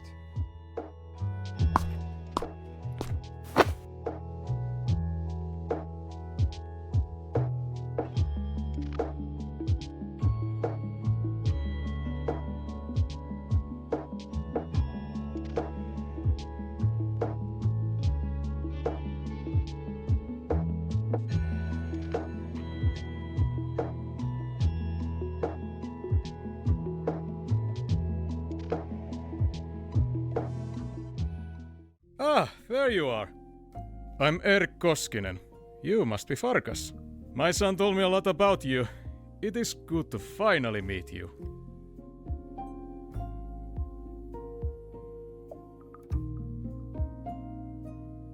Oh, yeah. Nice to meet you.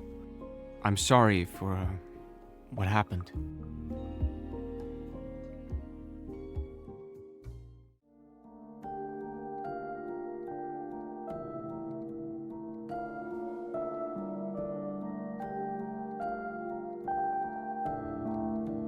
Oh, my son's injury has nothing to do with you, Farkas. So trust me when I say there's no reason to so much as contemplate an apology. In fact, weren't you looking out for his safety? That's what he told me, at least. I shall be thanking you.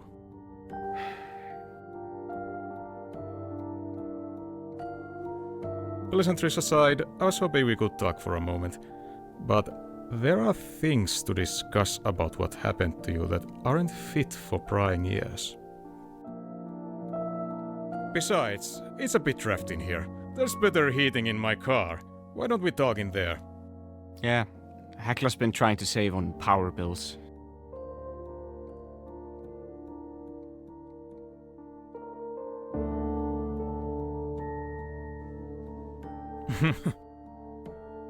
Of course she has.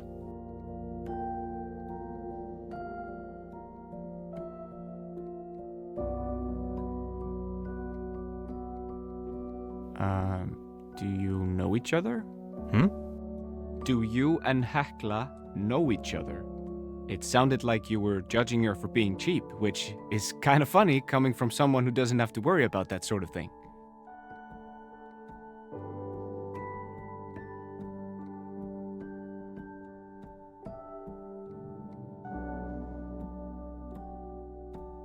Hekla is an entrepreneur, and I have full faith in her ability to find a way to afford comfortable heating.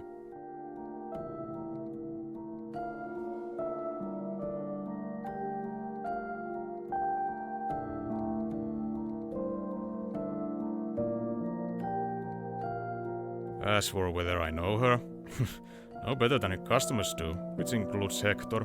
Anyway, will you join me?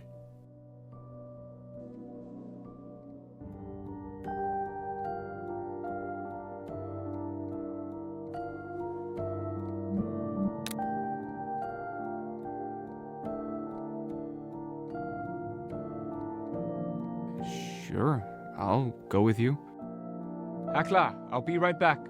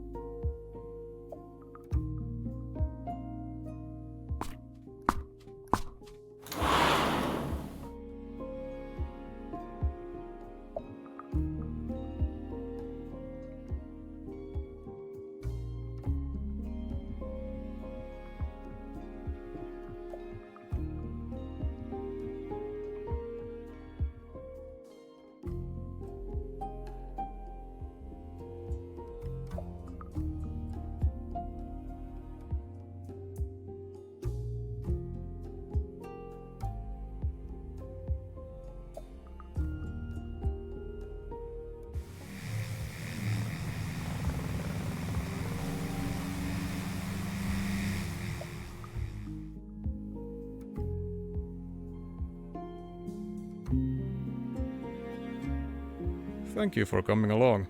Now then, let's not waste any more time.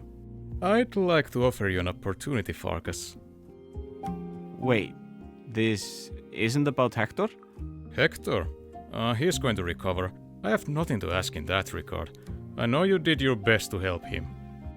It was his decision to try to help that girl, Miss Grimsdottir. I can only hope he's learned his lesson.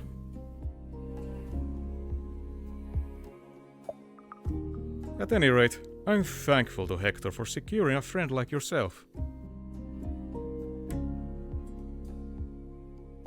I'm thankful to you for protecting him and Grimsdottir.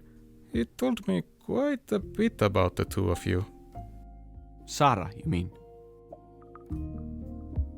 Yes, Sarah.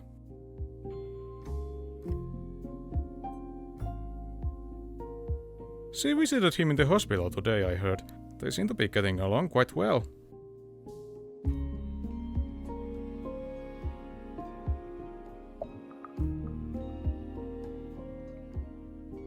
And why are you thankful, exactly?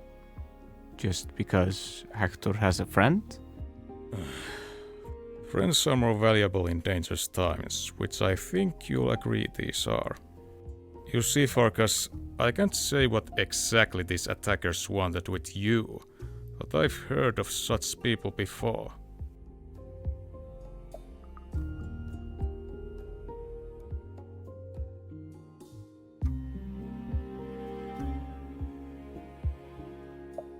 And? What do you know about them? The descriptions of their armor and methods match those of a generations-old order called the Einherjar. Like the legend from which they take their name, each of them is an army of one.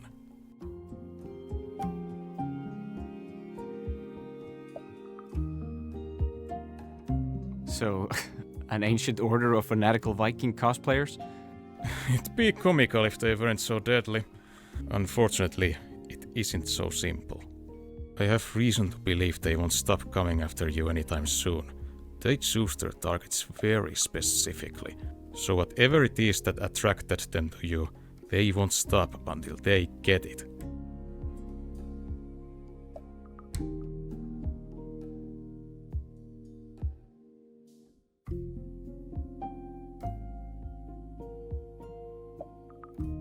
There's no point in speculating. The most qualified investigators are already on the case. What if it's just a mistake? It never is. Regardless, to be blunt, so long as you're going to school or living in that pub, you're not only putting yourself in danger, but anyone who might be near you.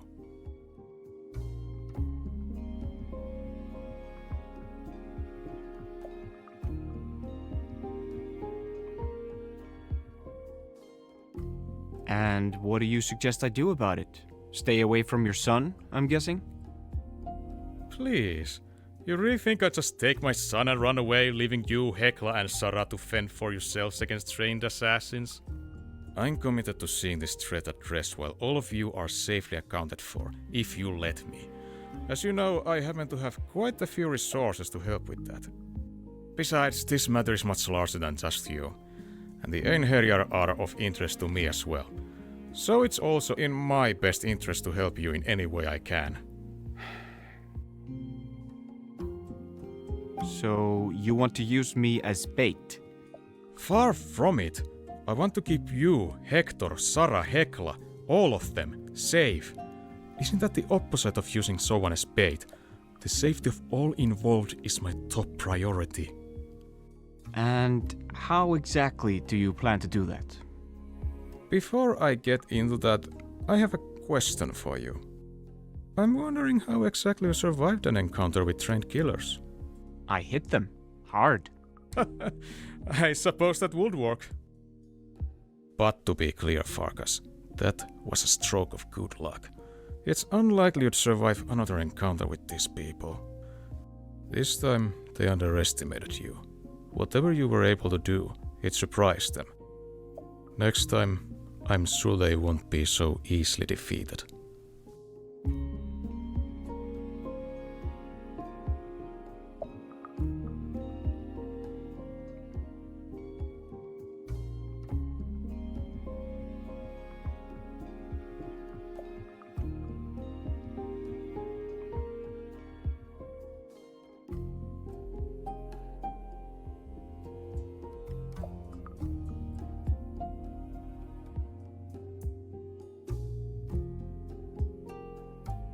So, what? You want me to have a bodyguard? I'm afraid that wouldn't be enough. What I'd like is for you to come live with us for a while. We have a manor in a more secure location, where we will care for your every need. Your adult guardian Hekla can stay at the pub. I assure you, she's in no danger with you out of the picture. But, just in case, I can assign a few guards to keep watch over the place as well. As for your friends, both Sarah and my son survived an attack by the Einherjar. It's possible they'd be targeted simply as witnesses. So both of them will stay with you in safety, provided Sarah also accepts. Anyway, you can think it over as we head back, but I'm afraid the situation won't allow us to delay, so I'll need your answer before I leave.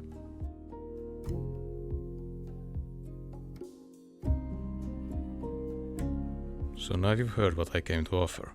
I promise, I'll handle everything. So please, and I say this knowing full well that it's asking a lot, will you allow me to see to your protection, Farkas?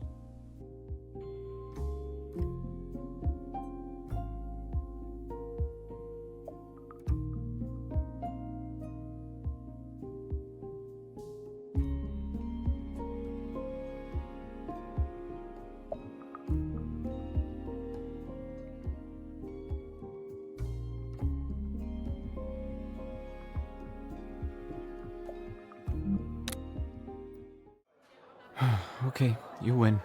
I guess I should talk to Sarah? Hekla? Please, I'm the one making the request. I'll handle everything. Although, when it comes to Hekla, her peace of mind is also priority. And the less a person knows, the safer they will likely be. But she may need to know that this is for your protection. That I have the resources to ensure the safety of my son and his friends until the perpetrators can be found.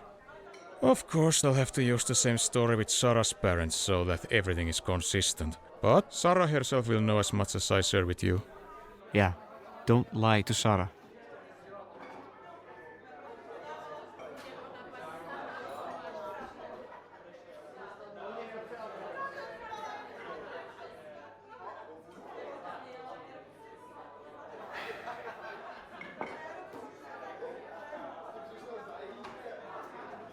So, when is this happening then? As soon as possible, of course. There will be a car to pick you up tomorrow morning. Tomorrow? Hector was impaled just last night. Will he be ready? He should be fit for release from the hospital tonight at the latest. I suppose I should let you go for now, Farkas. Do have a good day.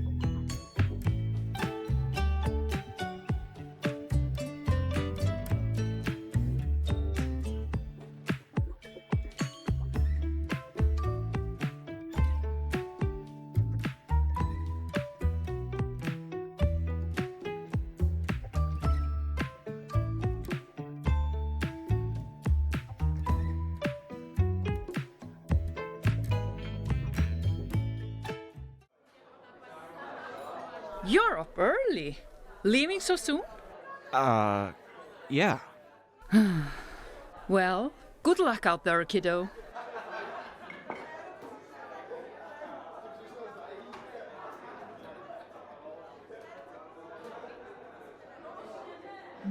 I'll be back before you know it. Well, no need to be back that soon. I'll bring you a souvenir. Make it something expensive. Bye. Bye, kid. Hey, Farkas! Hey. Hey. It was hard to convince my parents to let me skip classes to do whatever this is. I mean, they want me to be safe too, but I think they'd rather do that on their terms.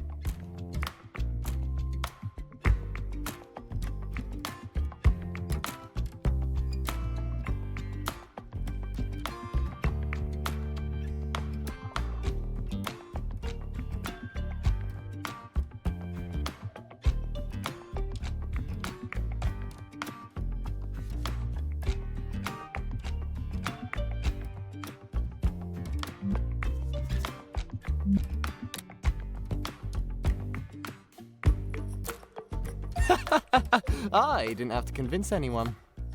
That's because your dad was the one who suggested this whole thing in the first place, dumbass.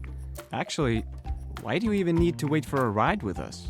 Aren't we just going to your house? Because I want to ride with you, and no, we're all going to the airport.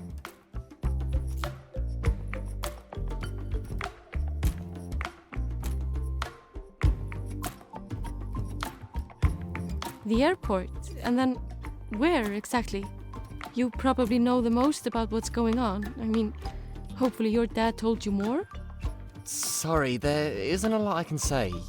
He actually doesn't tell me much, especially about his job. Or his other dealings. Anyway. Dealings? He has points of contact he meets with, and I don't think they're in his company. That's all I've got.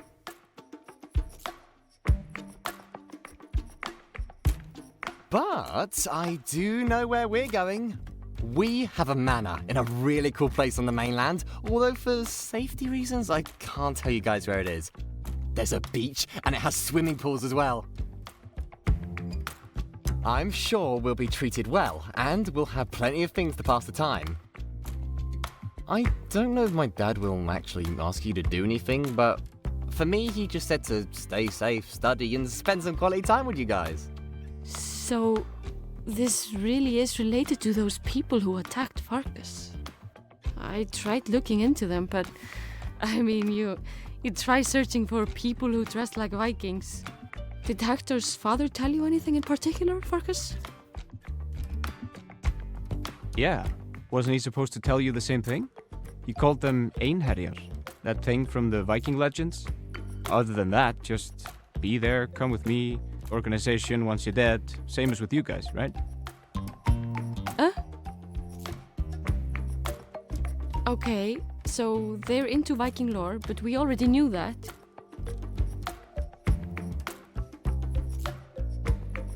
Anyway, no. My parents met with him. They told me to wait in my room.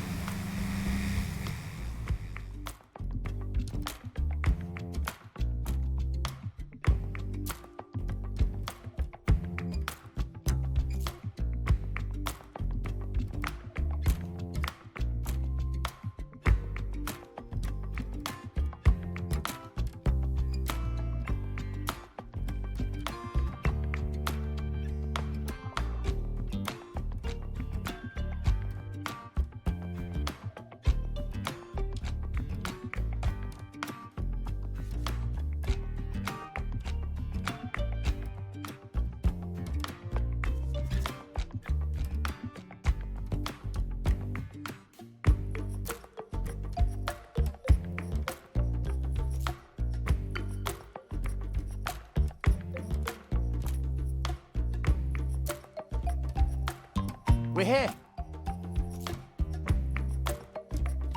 Damn.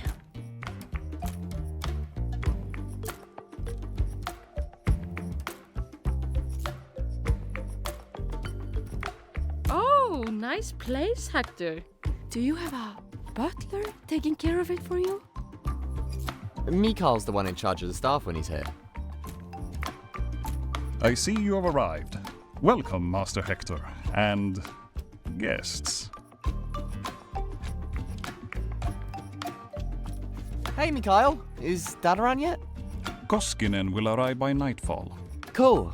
Let's head in. Make yourselves at home, in our humble abode. You're not coming? There are other guests soon to arrive, invited by Koskinen personally. I will see to them first before joining you inside. Well, alright. Shall we?